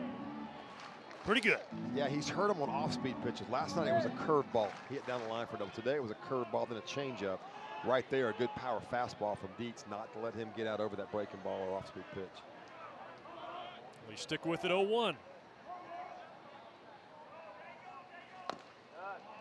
Does and misses low at 96. Yeah, I mean, this is, we talked about it, I said it earlier, this is CC Sabathia, Andy Pettit back in my day. This is their kind of stuff. This is stuff, those 2 guys are in the Hall of Fame. Pretty darn good, big, strong lefties, 220 pounds, and just power stuff. Lofted into left center, long run. It'll be Christian Turner to secure the second out. So both starters have done an amazing job. They're not done. Neither one of them are done. We saw Marciano say, "I'm good, coach. I'm good." Like, if there's any question about taking me out, you're not going to do it. But this is going to become a bullpen game. You see Jake, his emotion, that's beautiful. Take a deep breath, settle back in. Pitchers can't get caught up in offense. They can't get caught up in the moment when the team's hitting. You stay on that bench, do your job, and get ready to go pitch. We talk a lot about mound presence. Did you ever coach bench presence for pitchers? Yeah, just stay out of it. Don't get caught up in the moment, right? We start hitting home runs and doubles. That's great. But you got to stay over there. You get ready. Your job's to go pitch. You stay in the moment. Stay in what you're supposed to be doing. Look at your scouting report. And off goes Rembert, sliding in. He's out. Helfrich was just a cannon back there. They were going to review it. And it looks like Butch Thompson wants to review it. Ryder Helfrich, he wanted that one bad after the drop 3rd strike, got Rembert to first. Auburn is challenging the outlaw second base that plays under 30 for the Got that on my stopwatch. Wow, that's a 1.93. I mean, that's elite major league catcher type stuff. Let's see what we got here. Tell there with the left leg of Hojo. So,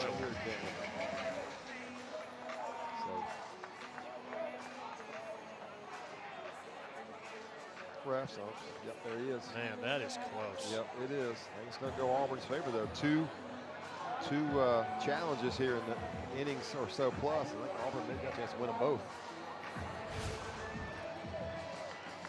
Can you definitively say that the glove was on the left arm of Chris Rembert? Again, out was the call on the field. And they are showing that same view that we just saw in the ballpark. Here we go. After review, the runner at second base is safe. 2 challenges by Coach Thompson, 2 wins. That's a big win right there, 2-1 game. Auburn finds a way to get a RBI base hit here, make it a 3-1 game. Could be a big lead, could be a big call in this game. Eddie Madrigal, who returned just a couple of weeks ago, less than 2 weeks ago from An ACL injury, had surgery in October. 23 years old, a transfer from St. Mary's. 0-2 count. And Dietz says, don't worry, guys, Yeah, I got it this. covered. I got this. Y'all relax. How about 10 strikeouts for Hunter Dietz? We go to the 7th.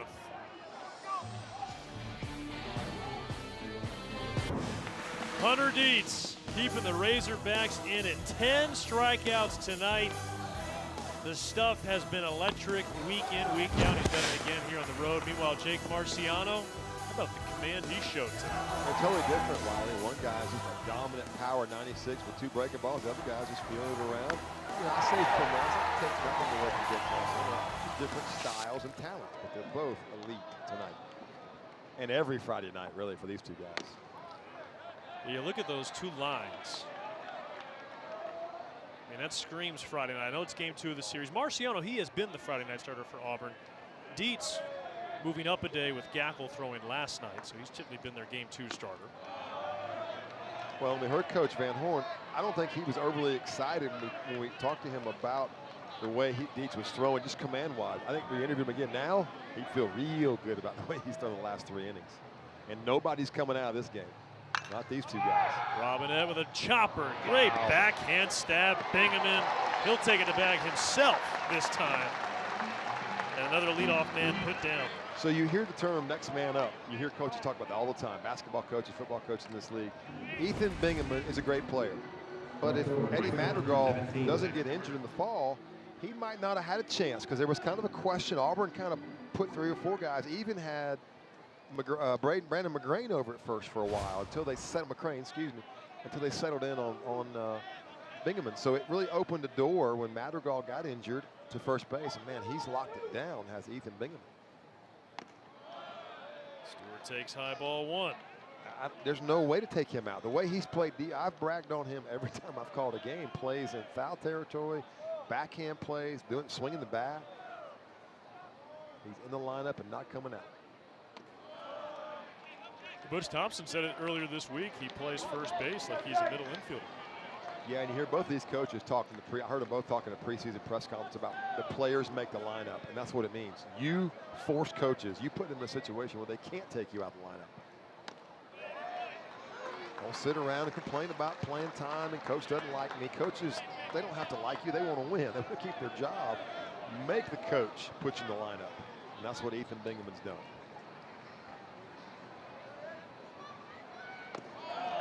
Marciano misses his spot there. 3-1 for Marciano, his 4th SEC start. The first 2 against Texas and Missouri, he went 7 innings each, allowing just 1 run combined over those 2 outings. 3-1, squirrely bouncer out to Guevara, and he beats Stewart by a step. And now Marciano 1 out away from going 7 innings again.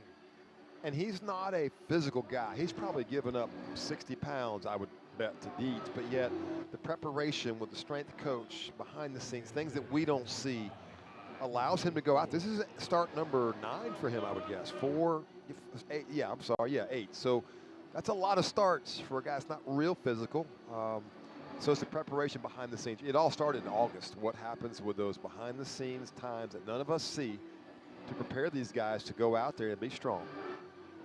And that Auburn bullpen's quiet. He's right at 197 pitches, but right now it's a quiet look down there for both bullpens. Jet Johnson, a really good right-handed reliever. He's just kind of hanging out. Season high in pitches for Marciano is 102. That came against Winthrop just before SEC play began.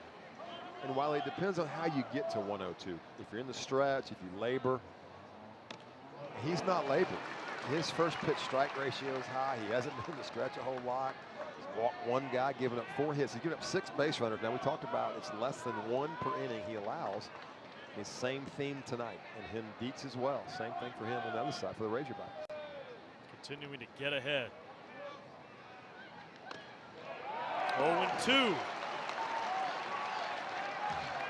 Coach Baird used the term carving, like you're carving a Thanksgiving turkey. That's what this guy's doing. I don't mean to blow these 2 pitchers up too much, but golly, they're earning it. Pitch number 100 bounces in the dirt.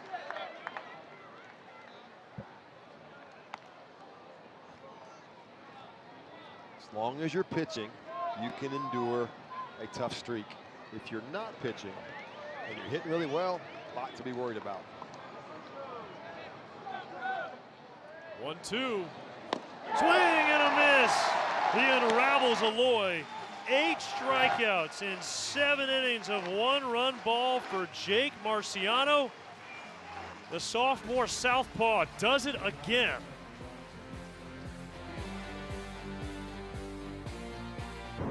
It's a tight one tonight between Auburn and Arkansas. We have stretched, and now we go to the bottom of the 7th. Auburn, they've had no problem hanging on to leads late so far this season. And this has kind of been the story tonight. Both teams have had opportunity. Leadoff batters getting on. In fact, all 3 runs that have scored, they've come across after the leadoff man has reached.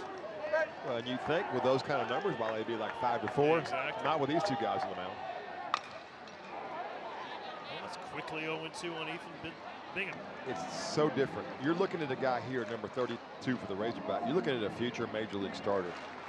For Jake Marciano, you're looking at an elite, polished college pitcher. Not to say he can't pitch in the big leagues, but the stuff of Dietz screams number 1, number 2 starter in the big leagues.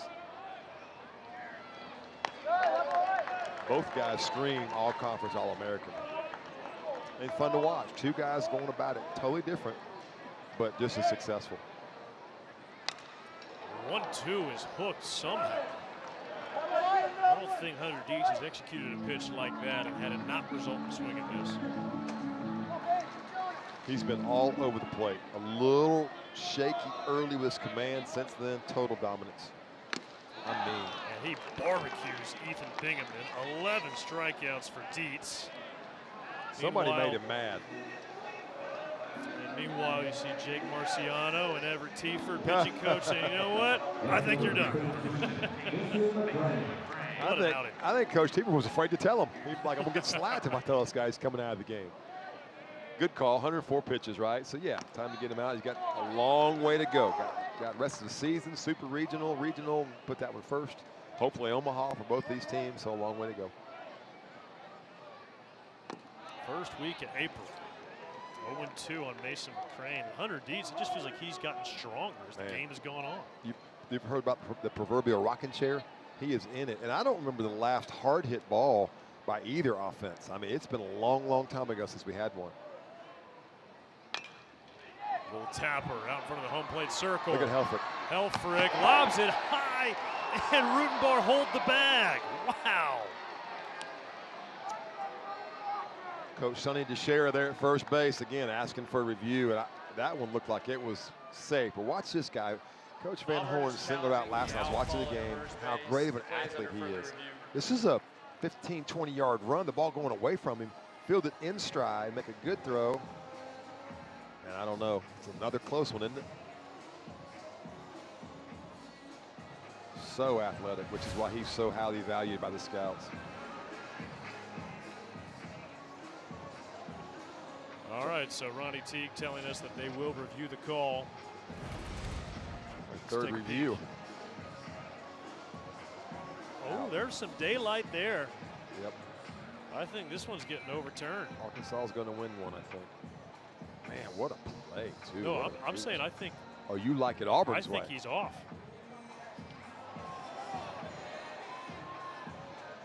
Yeah, I got him off.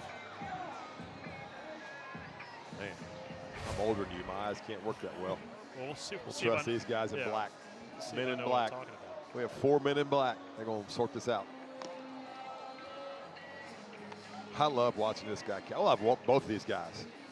Freilich for Auburn. I mean, you're talking about 2 guys that are just absolute captains and leaders.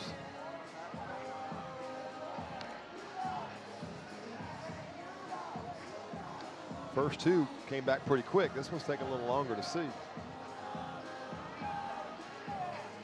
Let's take another look at it here. So the question is, did Rutenbar hold the bag by the time he received the ball?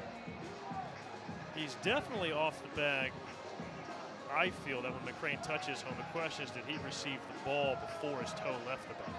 God, it's so close, isn't it? That is Yeah. really close. I think you're right, Wiley. Those young eyes. Here we go. Well, maybe not.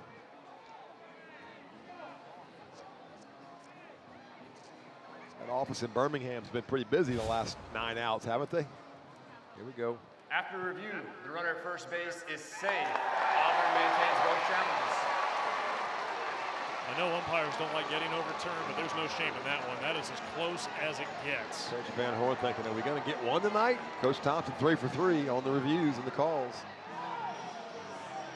It was going to be a really tough play. Maybe a little lower throw would have gotten the out, but a good job of hustling by McCrane. And again, just a thing that goes against this Arkansas team. One little bitty thing like that, just cannot get a break.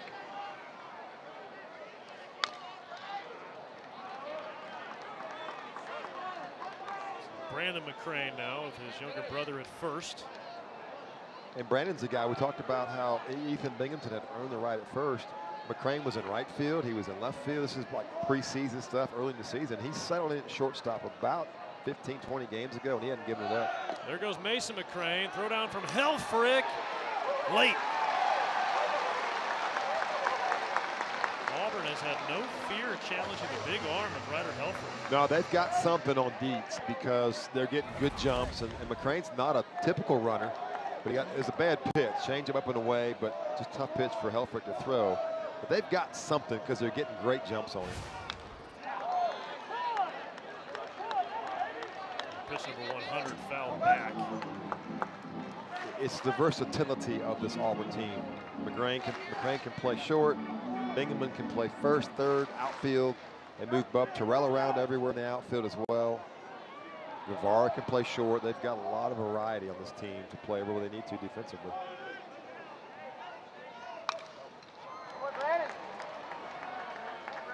All right, let's take one more look at this stolen base here. Look how close this was at second.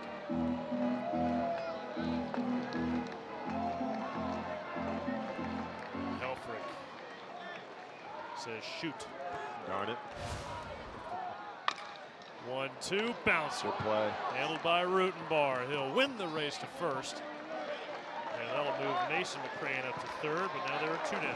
You see so many young baseball players not do. We saw it twice by Auburn, Bingaman and Guevara. We saw it right there by Rutenbar. Come get the high chop. If you don't come get it, it beats you. He came to get it. Great defensive play. Here's the walk-up song for Bristol Carter, the stroke from the 80s. Mound visit coming here from pitching coach Matt Hobbs in his 8th season in Fayetteville. And Dietz has put together a phenomenal outing. Let me ask you this, Mark, and maybe I'm making things too complicated. Does Bristol Carter consider maybe a bit of a squeeze here? With I know 2 it's outs, 2 outs. I know it's 2 outs. that'd be the only thing I would say no. A bunt for a base hit, yes. Yeah, I guess that's really But a what I'm asking, squeeze, right? yeah. So bunt Yeah. for base And hits look, counts. there's been some times he's bunted, and I've been up here, I'm like, well, what's he doing? And one time it worked, and one time it didn't. But he's just free. Gabe Gross has given him freedom. If you see it, take it. So, yes, you cannot settle in on the corners, especially at third here, and play too far back. And you see how deep they are at second and first. That's really, really deep. And you got a left-handed pitcher falling toward third base. So, let's see. I like it, Wiley. I like it. You're building some drama here. Now, Carter did single in his last at bat as a well-hit ball up the middle. That would work just fine as well. Promise you, his eyes have caught what's going on the right side of the infield. There it is. He does square. It's in the air, and it is a foul ball. Ronnie Teague there on the call. It wasn't a squeeze, but Mason McCrane was coming because he saw the ball was down, so the ball's going to have spin on it. Probably actually hit foul. I think if Robinette touches that before the You second think so? bounce, it's Yep. close. Hey, and he'll do it again. Like, he doesn't get discouraged because the first one didn't work. I've seen him do it 2 times back-to-back, and he's still got a huge gap. Now, first base is going to come in. Rutenbar's going to come in a little bit. You have to honor it. Not squaring. Fouling it back, 0-2. Last at bat, Dietz took a 95-mile-an-hour fastball in the inner half. Bristol Carter didn't like it, but it was a good pitch for a strikeout. Let's see if he goes back there again, because he got it there last time and froze it. 0-2. Yes. just fought it off. He did, but he missed a little bit. 96. I mean, he hit extra mile an hour. How about that? 105 pitches, Wiley. 96. He has done everything he can to give Arkansas a chance to come back and win this one. He wants one more out. Dietz deals. Bouncer, left side. It's Kojal, and it's a perfect throw, and Hunter Dietz strands Mason McCray at third and keeps the Razorbacks within one. We go to the 8th. Margin between winning and losing this league is razor thin, and that looks to be how it'll play out again tonight. And here are the stakes. Arkansas trying to end a 5-game losing streak and a 5-game losing streak in SEC play. Hunter Dietz couldn't have done any more. Meanwhile, Auburn looking for their first series win over Arkansas since 2017. And Jake Marciano in line for that win, and it's up to Jet Johnson to try and protect the slimmest of leads, 2-1. Yeah, good right-hander by way of Texas A&M. He came in as a two-way guy. Wiley, he'll be 93 to 95. Really good slider, probably the best slider, pure slider on the team. Doesn't walk a lot of guys, which nobody in Auburn staff walks a lot of guys. You see the numbers there. So it's just kind of his role. He settled in with the injury to Drew Whalen. Really important piece of this Auburn team. They've lost him for the season with an injury. So Jet Johnson's kind of become that 7th or 8th inning guy, and even since closed some games ahead of Hetzler. Well, Jake Marciano, for the 3rd time in 4 SEC starts, gives up 7 runs while allowing 1 run or fewer. Just a masterful effort. It was. And look at what's going on there. That's Alex Petrovic, who could be tomorrow's starter. We don't know yet because of the shorter week. And they're discussing that's a little back and forth communication on what he saw. So giving back to Alex Petrovic, hey, here's what I saw. Different styles, right-hand, left-handed, but still discussing hitters. So Jet Johnson pours in strike 1 at 95 on Christian Turner. Jet Johnson's always been a favorite of mine. He attacks the strike zone. He's kind of a right-handed version of Hunter Dietz. Take that 95 and just go right at hitters. He's going to do that. I know this probably will not register with you, but for people who grew up watching Disney Channel back in the late 90s, early 2000s, the famous Jet Jackson was a popular show. Absolutely. We had a game earlier this year. I think it was Youngstown State, and there was a hitter named Jet, and they face each other. And we went 2 innings. We blew that up for 2 innings. Our production team brought it up, and we went on and on and on about the Jet, this and that. It was awesome. Perfect. My memory of Disney, when I was 11 in Central Florida, $11 to get in. Now, $1,100 to get in. Times have changed. 1-2 to Turner. Got him. Climbed the ladder at 94. And Johnson's picked up where Marciano left off. Yeah, that was on purpose. Fastball, break him down. Watch this. Climb the ladder. Yeah. 94 above the hands, and there's nothing you can do with that. So Nolan Souza, the leadoff hitter, 0 for 3 today. While the Auburn's pitching numbers in the country are in the top 5. They're in the top 6, 7, or 8 categories in the country. And in this league, 4 weeks in now, against the elite competition, they're still ranked inside the top 5, maybe number 1 in the country when it comes to walks per 9. They don't walk anybody. Strikeouts per 9. It's just quite a feather in the cap of Everett Tiefert and Scott Foxhall, who's the bullpen coach, and almost like a big league team. They have a bullpen coach now. They've done one heck of a job with these guys.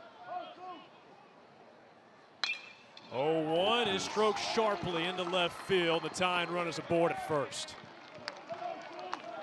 Arkansas trying to do something they have not done much of this year. They are 1-11 when trailing after 7.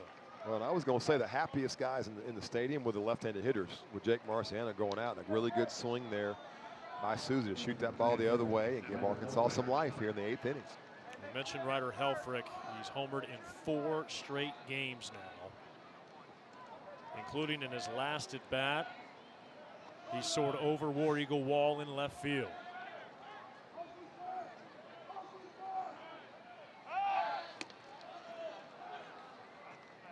Souza this year 7 for 9 in stolen bases. Helfrich's one of those guys when you're in the opposing dugout, you kind of just close your eyes when the pitch is thrown and just hope. You hope it doesn't sound too loud. He takes the first one at the top of the zone.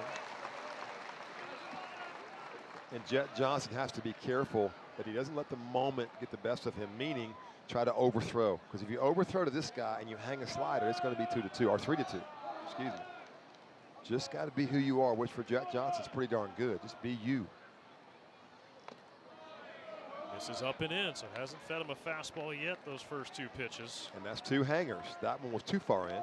The first one was up over the middle of the plate, a little high for a strike. So that's 2 hangers. When you face guys like this, you think you have to be better or different, and you don't. And they can get you if you change things. Throw over to Souza. At about 102. Ethan Bingaman is like, all right, I'm ready. Ryder Helfrich, 10 home runs to lead the Razorbacks this year.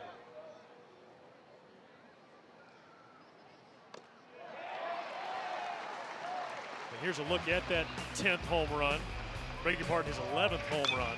Really the only mistake Jake Marciano made all night, a hanging changeup, and Helfrich did not let him off the hook. Johnson's got him at a 2-strike count.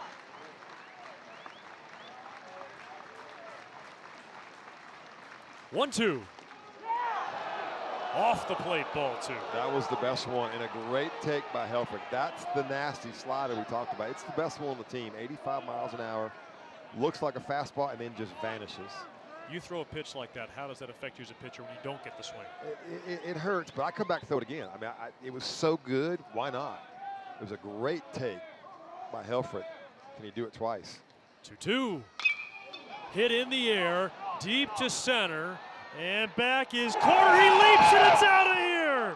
Ryder Helfrich has given the Hogs a 3-2 lead in the 8th. Holy Helfrich. 95 miles an hour, Wiley. And let's go back to the pitch before. An elite slider, an elite hitter, and he took it. He took the strikeout pitch, and he got a mistake, and look what he did with it. What a warrior. Catcher, see how fiery he is. You love that. And he's given his team the biggest boost they've had in 2 weeks. Good to see Bristol Carter okay. He clanged into that center field wall pretty hard. Glove came flying off. I mean, that was as elite as it gets. Lay off the big league slider, get 95. And I'm not sure it was a really bad location. Yeah, it was. It was really bad.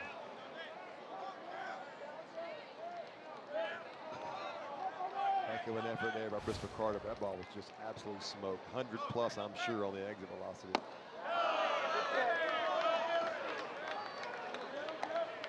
Ball 1 on Kojal. Ryder Helfrich has driven in all 3 runs tonight. He's called that game for 100 eats. Life in this league, man. Life in this league.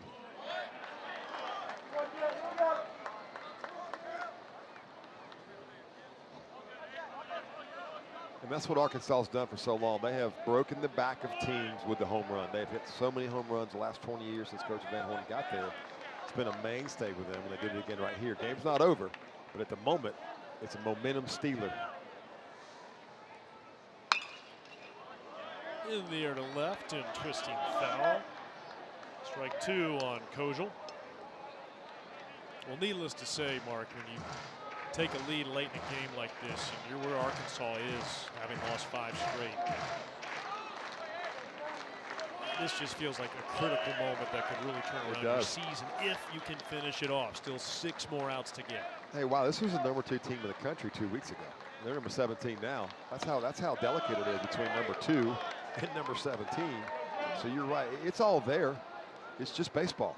We've said that probably too much. That guy's seen it too. His 30-year career.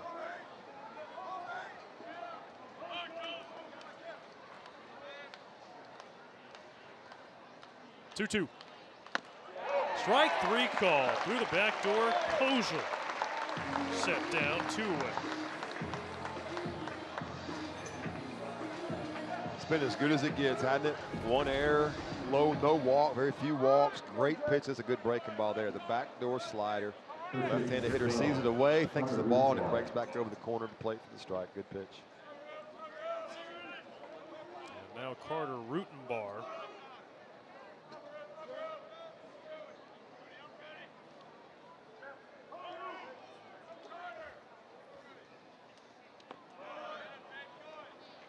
One swing. I mean, just one mistake. Auburn's made 2 mistakes in 8 innings, and both of them have been home runs by Helfrich, and it's given Arkansas the lead. It's so good to watch this elite level of baseball.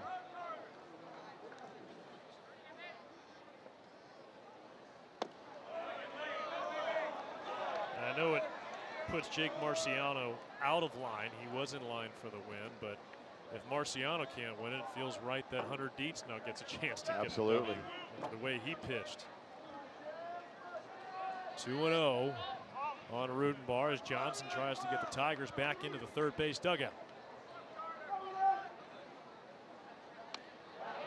It is eerily quiet here as well after that. All of a sudden, you love it when both starting pitchers do their job, and then it becomes a bullpen game. This is the way the game's supposed to be played. The starting pitchers give 7 strong, and now the bullpen goes to work. And we'll see if Arkansas's bullpen can hold it right now. Auburn's bullpen not able to. Swing and a miss, 92 above the eyes.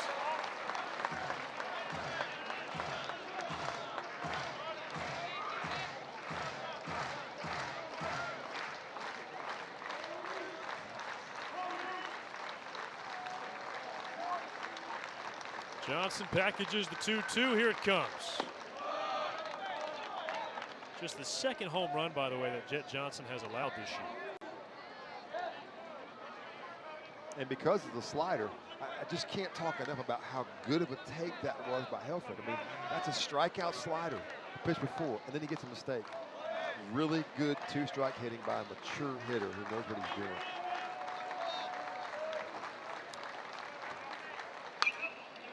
Three-two spoiled by Rutenbar. Auburn, by the way, will have 2, 3, and 4 coming up in their order. That's Chase Fraley, Chris Rembert, and Bub Terrell in the eighth. Auburn has led this game from the bottom of the first all the way here in the eighth until that swing by Ryder Helfrich. 3-2. Pounded foul at the plate. Great at bat. And of course, it depends on matchups. But looking ahead, if I'm Arkansas in their dugout, Steele Eves has 12 outings, appearances out of the bullpen with 1 start. Parker Coyle, so I like to play. All right, who are they going to bring in? Parker Coyle has 11 outings with no starts, and there's only a couple guys with saves. They don't have a real big closer with 7 or 8 saves, but they've got an elite bullpen. I promise you that. We'll see a big arm, whoever it is. We're probably a really big breaking ball like Jet Johnston. We were told Ethan McIlvain might be that guy for getting that save situation. Yeah, why not? .68 ERA. Well play. Another 3-2 pitch forthcoming. And another spoiled 3-2 pitch from Rutenbar. He's put together some great swings tonight. One more point on that, Wiley. I think Arkansas does go to whoever their closer is. Whoever they think their closer is, you got to get 6 outs. And you don't want to play around, so you're going to absolutely bring in your best bullet, I would say, in the bottom of the 8th inning. Tomorrow doesn't matter. Arkansas needs to win this game. 9th pitch of the at-bat. We'll see a 10th. This guy right here, Rutenbar. 2 pitches and 2 at-bats early with singles. He's battled, he's walked. Now we got a 10-pitch at-bat going with 2 strikes. Just doing everything right at home plate tonight. Like we mentioned, it's been a tough 5-game stretch for Arkansas, but Rutenbar, he has been the silver lining. Really impressed offensively. And a little squirrely cue shot out to third. Guevara throws side saddle, and a hop, it gets through Bingaman, and off goes Rutenbar to second. The throw down. They got him. What a play by Chris Rembert, backing it up. So we will go to the bottom of the 8th. Ran a long, long way, Wiley. You're right. Amazing play. But Ryder Helfrich, he has done it all tonight. His second home run, a go-ahead shot straightaway center field, an absolute rocket. And the Hogs have the lead.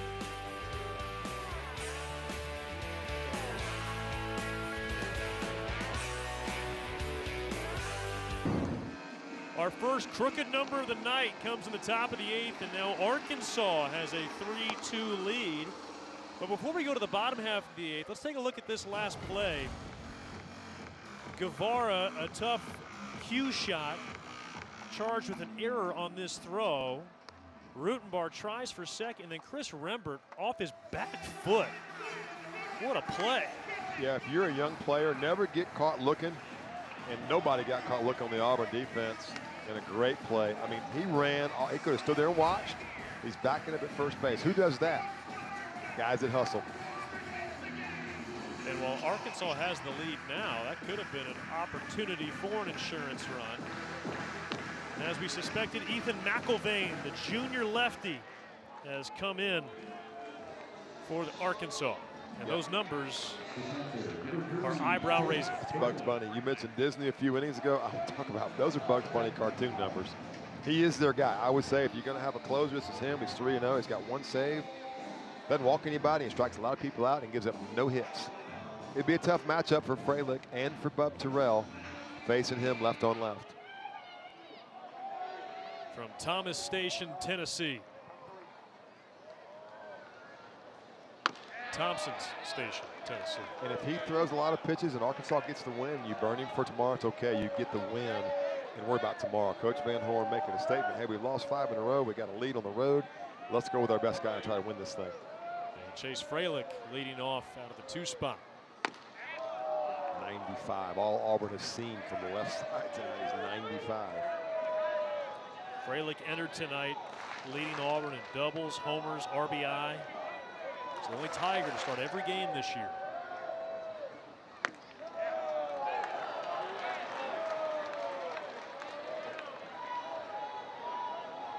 We got a new third baseman as well, TJ Pompey.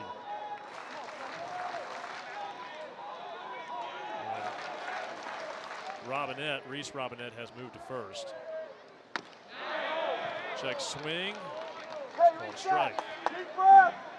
Really good cutter, fastball at 95, cutter at 88. The cutter really has exploded across college baseball the last 2 or 3 years. I don't think Freilich liked it. I thought it was a really good pitch, maybe even a check swing, but a really good pitch right to the back of it. That's probably what has set him up for so many strikeouts. Is a really late, nasty breaking ball with 2 strikes. Got the Fu Manchu going. Built just like Dietz. I would guess 225, maybe 240. Big, tall guy, great arm. They just manufacture him in Arkansas. Strike 3 called. McIlvain. And Chase Freilich griping. Well, it's a delayed call, too. It was a bad call. It was delayed, and it's definitely a ball off the plate. No question, not even close. A little bit delayed, 5 inches out, so Chase Freilich has an argument there. And you know when you're a catcher hitting and you're arguing, you really feel strongly about it because you don't want to damage that relationship. There's a relationship back between those 2 guys, but Chase Freilich was right. Popped up. Foul ground, Helfrich can't make the play. Having to negotiate that low brick backstop with the netting. Took the helmet off, took the mask off so you could see it. Had to run a long way. This ball's going to land, though, in a catchable position. Now, how's that going to play out? See what Chris Rembert, because Chris Rembert gets a second life here.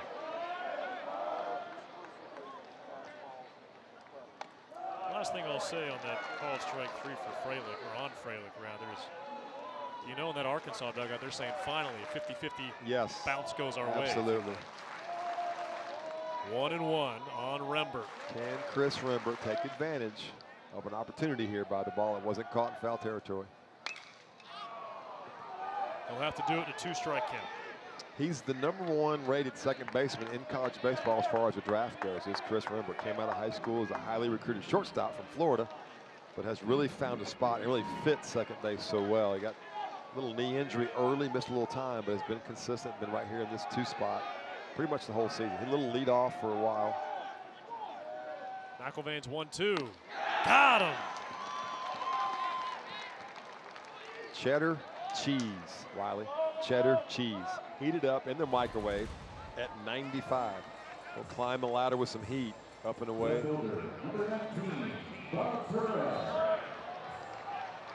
Bub Terrell. 0 for 3 tonight with a couple of strikeouts, but there's no question he's got the power to tie this game up with one swing. You tell me we don't have 2 Omaha teams right here on this field, despite being 4-5, Auburn 5-5 coming in. Out in front of the plate, Helfrich from the infield grass, on the money to Robinette. It's a 1-2-3 shutdown, bottom of the 8th for Ethan McIlvaine.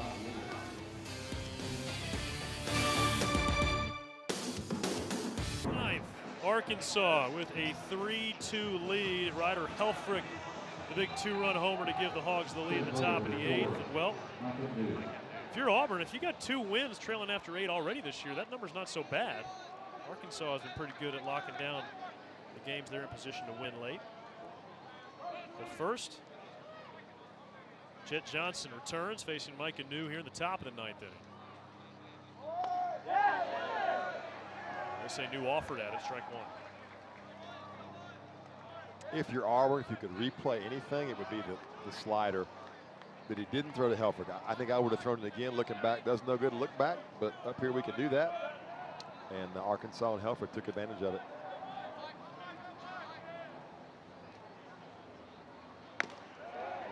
Is it just me, or did a fog roll in? Somebody's got a real good backyard fire going somewhere. Smoke. Okay, we're being told it's smoke. We're smoking. Yep. Somebody let one get away. They had a family cookout going and got a little too excited. Probably an Arkansas fan that saw the Helfrich home run. They forgot.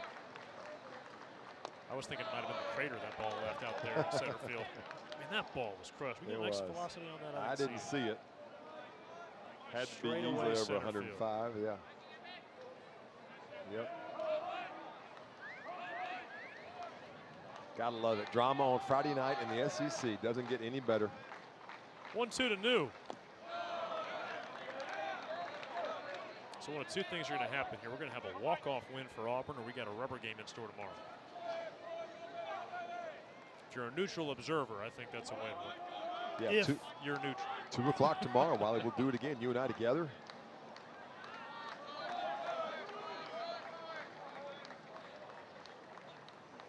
And a full count on New. And I will brag on him. If you're a Braves fan, you recognize the voice. Wiley does work for the Braves. He was in Phoenix, as a matter of fact, this time last night. Got on a plane and flew in to be here with us. So, you Braves fans, y'all tune in this season. Good pitch. Strike 3 call. We've seen a few of those. Fastballs on both corners from both sides. Yeah, Eddie Newsom is getting it from hitters, and again, the inner half of the plate.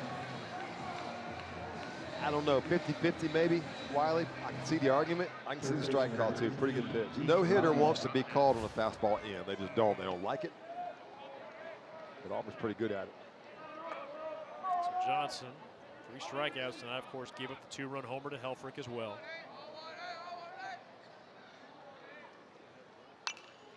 I'll say this, Mark. If you're going to fly all the way from Phoenix early in the morning, if you're coming to see some SEC baseball, it's worth it. Might as well see this kind of game, right? Big win for the Braves last night. Blew them out there in the desert land.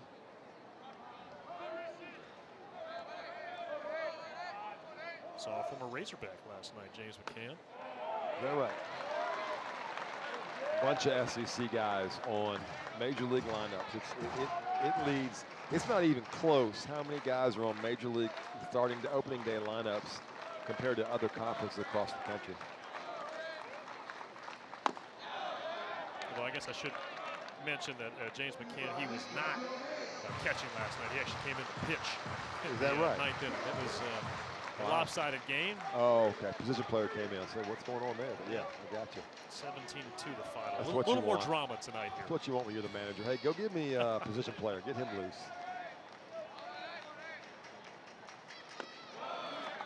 Okay, Arkansas all the way back to the Helfrich at bat. They're laying off of that good slider by Jet Johnson. 2 great takes there by Robinette. 2 good ones by Johnson, and he laid off of both. I don't know if they're seeing the spin well, or if they're just looking fastball because the slider is there.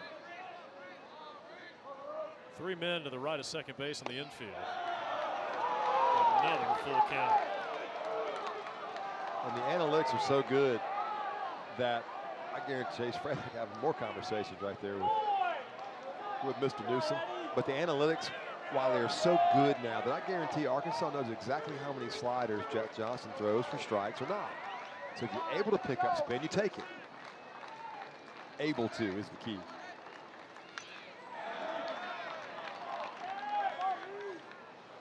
The relationship right now behind the plate between Chase Freilich and Eddie Newsom is not very good. They're about a foot apart, and it's not real good right now. Usually it's a pretty good bond, but a little fractured. A strained relationship. Yes, strained. And a laser into center. Carter coming on. He makes the catch. He's just so good out there. That ball was absolutely smoked off the bat of Robinette. Got a great jump, did Bristol Carter. Caught it kind of close to his body, but he's just so good. To his right, to his left, going back.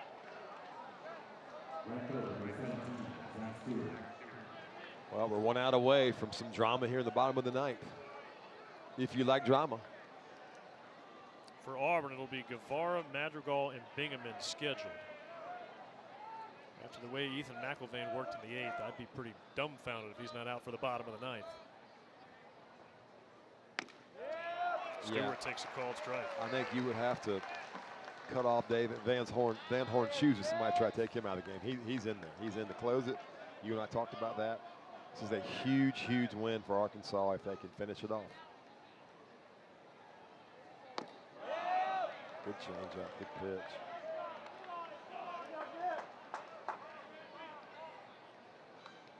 We've seen some really good takes. We've seen Arkansas lay off some really good pitches. And that's just discipline. That's just starts back in August, and they're talking about zones and using all the technology. 1-2. And much like Marciano, so far Jet Johnson's made one mistake.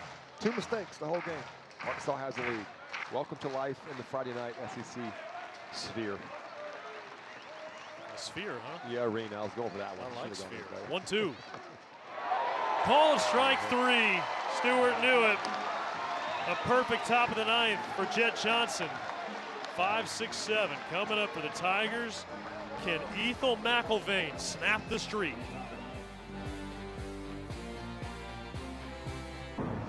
To the bottom of the 9th, a 1-run game here at Plainsman Park. Ethan McIlvain, lefty, trying to shut it down.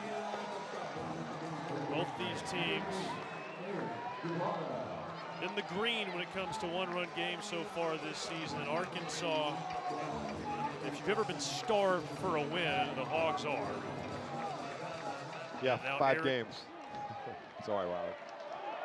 Eric Guevara, who's been retired just once in this series. He's 5 for 6, leads off for Auburn. And a first pitch strike from McIlvain. Auburn's hottest hitter. You mentioned only made 1 out in 2 ball games. Swinging the bat, great. But a good cutter there. Take that power cutter, throw it around the inside part of the plate. Take the steam right out of Guevara coming to get a pitch. 0-2. We saw McIlvain just mow down 2, 3, and 4 in the Auburn lineup in the 8th. A couple of strikeouts and a great defensive play from Ryder Helfrich. And so many closers, they're just such emotional, you know, hyper guys. This guy's like a starting pitcher. McIlvain out there just poised and calm. Real relaxed, making pitches. That's what it's all about. Elevate the fastball. Great pitch. Great take by Guevara. Now, Guevara's pretty good at breaking balls down and in. If McIlvain misses here with that cutter, look out. Swing and a miss. Down goes Guevara. Fastball up and away. Yeah, he didn't miss. He threw it right where he wanted it to. Going to be a pitch hitter for Eddie Madrigal. So Auburn is going right-handed bats off the bench here late. See if they can get something. Caden Combs, a freshman from Gardendale, Alabama, right outside of Birmingham. Highly rated first baseman. Doesn't have a lot of at-bats. So he is getting indoctrinated right now against Mr. McIlvain. He is 1 for 10 on the year with a walk and 3 strikeouts. Caden Combs. Buckle up. First pitch strike. An 88-mile-an-hour cutter for your first pitch. Been sitting over there for 2+ hours, get an 88 power cutter for the first pitch you see.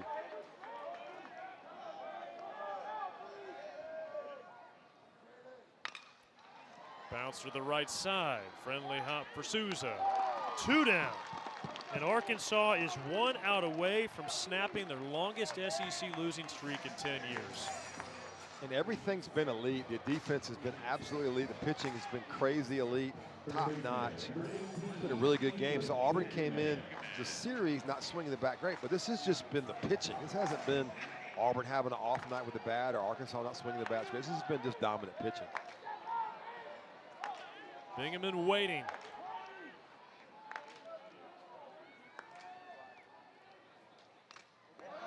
Unloads in the first pitch. Strike 1 for McIlvain. This would be his 2nd career save. Spent the last 2 seasons at Vanderbilt, moving back and forth between the rotation and the bullpen. Exclusively a reliever this year. 0-1. It's a good matchup for Auburn. Bingaman's been swinging the bat really well. He's not scared. He's not afraid of anything. It's a good matchup here. If he can just get a mistake. So far, McIlvain hadn't made any mistakes. And now the Auburn down to its final strike.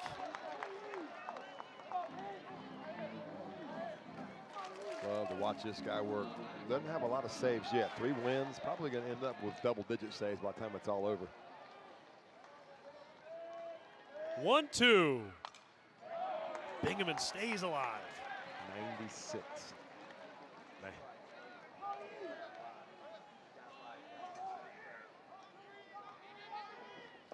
Auburn won 10-2 last night in the series opener. Auburn led 2-1 going to the 8th inning tonight. Ryder Helfrich, go-ahead 2-run homer. Now he's behind the plate looking for strike 3. The 1-2. Bingaman is battling. Exactly what you would expect. We've seen a whole game of guys just battle and fight for not much, really. The hitters have gotten crumbs, but there's been some really good battles on both sides of the offensive part of the ball. Another 1-2. In the air, right field.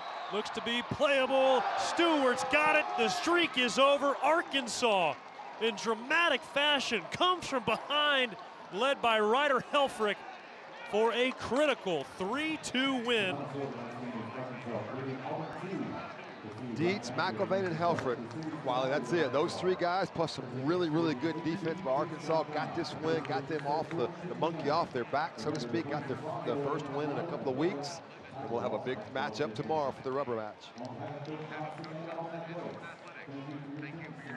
So Arkansas, you can look back at that swing from Ryder Helfrich and point to that as a critical moment for the Razorbacks in this 2026 season. They've got a chance to win a series tomorrow to get back to 500 in the SEC and get a little momentum as they begin this road-heavy stretch away from Fayetteville. But 3-2, Mark, I mean, just what a game. This series gets a classic in game 2. Yeah, it really is. And you would expect nothing less from what Coach Van Horn has built and nothing less from what Coach Thompson's built. Just 2 great teams going at it, having a battle. It'd be fun to watch tomorrow. See who shows up, who pitches the best is going to be who wins this series. It'll be a 3 o'clock Eastern, 2 o'clock Central first pitch from Plainsman Park, and we will have it for you. On behalf of Mark Fuller, our producer Jake Mays, our director Aiden Tugman, I'm Wiley Ballard saying so long and good night from the Plains. A rubber game tomorrow after Arkansas takes game 2, 3-2, the final score. And we'll talk to you tomorrow afternoon.